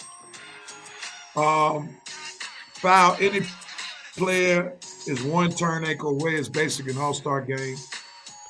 All right. And the president put his whole name out there. The VP put the president's whole name. God forbid that was Charles Oakley's. John Morant would shoot at the chance. See, here you go. See, here we go. That was pretty good. All right, man. That concludes 5 of 5 for this week. Let's get ready to put a bow on this episode of the Red and Red Sports Show. We concluded with you have the right. Gentlemen, who has the right to do what, when, where, and how? Red, you normally go first, so we'll keep at it. Who has the right to do what? Well, Caitlin Clark, I know you're a little upset that your 3-point streak came to an end at 140 games. But guess what? You got the right to start another streak, my dear. And this one, you might take this one past 140. It might double it. You might make streak of 280. So, Caitlin Clark, you have the right to start another 3-point streak. And this time, go past 140. Your boy Red cheering for you. Let's do it, baby. CC in the house. Yeah. All right, so Caitlin Clark is a part of Red's good vibes tree. All right, so when he's ride with you, he rides with you. Coach, who has the right to do what, when, where, how? Reverend Doctor, you have the right to stop pretending and go and send me some Coach Bill stuff. I'm tired of asking. I saw the new stuff. I saw the new hat you got the other day. They just keep filing it on to you. And I just need a baseball shirt or something. And if I ask one more time, if I ask you one more time, it's going to be a misunderstanding live on the show. No, I'm just kidding. No, no. That hat was fresh. It was. It is. I'm gonna go with what the VP said. Nafisa Carr, you had the right to continue to play like you're doing. Last year, you were up there with the MVP. I think this is your year for the Lynx to try to beat the Liberty. You know, the Liberty is they're a team too, so you got to come with it. So I'm with Nafisa Carr. You keep playing well. Coach, I need to check your wall and see if you got any posters of her. Need to see if you got any posters of her on a wall in a swimsuit or something, because this is the most I've ever heard about Nafisa Collier in my life. Hey man, she averaging 30-something points a game. She doing it, and like I said, she trying to get minutes. I hope she. So with all this loving on her you're doing, I hope she like men. I'm gonna just put that way. She does. Oh she man, does. I've done research. It would be terrible to be gawking over it and she kind of go the other way. But Rev, this is pretty much the only day you're gonna hear me talk about it at length, ad nauseum, because I'm just admiring what she's been doing. So hey, I hated she Andrea Carter. And what team she played for, Coach? Minnesota. Okay. All right. Atlanta Braves, you have the right to come into Philadelphia this coming week and sweep the Philadelphia Phillies. Don't see it happening, but hey, I can still sow a seed to you. You have the right to go in Philadelphia win Tuesday, Wednesday, Thursday. With the sweep, doesn't look like I'm going to be able to check out any of those games since I'll be covering some games for a network I run here in Coatesville, and then I got Bible study on Wednesday. But nevertheless, you have the right to sweep the Phillies. Before we tune out, there's some you have the rights up here. The VP said, Nafisa Kyle, you have the right to continue to play like and win the league MVP for the stake of Coach Patrick. The president said, Angel Reese, you have the right to step up your game, cement your legacy instead of bricking it in, or you shall forever be a meme from the Ice Age. The VP said, careful, Rev, those posters might be sticky. Whoa! You got down VP right there. Lord have mercy. Let's move on. Coach would have to take down his poster of May West. Man,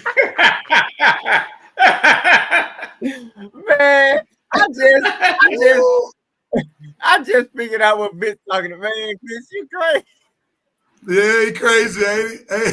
I'm sitting up here playing on my phone. All this was missed last week. My head, son. Oh man, yeah. You got to do a double take what he said. Coach had to take down his post of May West from 1870. May West. It didn't hit me, Real, until the other comment came up about May West. I was like, wait a minute, what did he just say? At least he could have said Jane Kennedy. Yeah, clearly. All right, we're going to end it right there before it gets too graphic. Real. That was the perfect way to end it. Calamity Jane just in chat. Thank y'all so much for watching episode 378 of the Red and Red Sports Show. Reverend Knight Nation showed up as always. Thank you, Prez. Thank you, VP, for doing what y'all do, making the chat live. Feel free to hit the share button, let somebody know what you're watching. We'll be back, same Facebook page, same YouTube channel, same time at 11 o'clock Eastern Standard Time for episode 379 of the Red and Red Sports Show. Enjoy the rest of the sports week. Hopefully we'll still be talking about series that are still in play, or we may be talking about sweeps next Saturday. So tune in for episode 379 of the Red Sports Show. I think we're going to be waiting on the NBA Finals to start. All right, we'll see. Coach Red, great job as usual. Peace and love. We're out of here. Have a great day, everybody. Thank you, VP. Thank you, Prez. Thank you, VP. Truly appreciate you. Goodbye, Prez. Goodbye, VP. Thanks.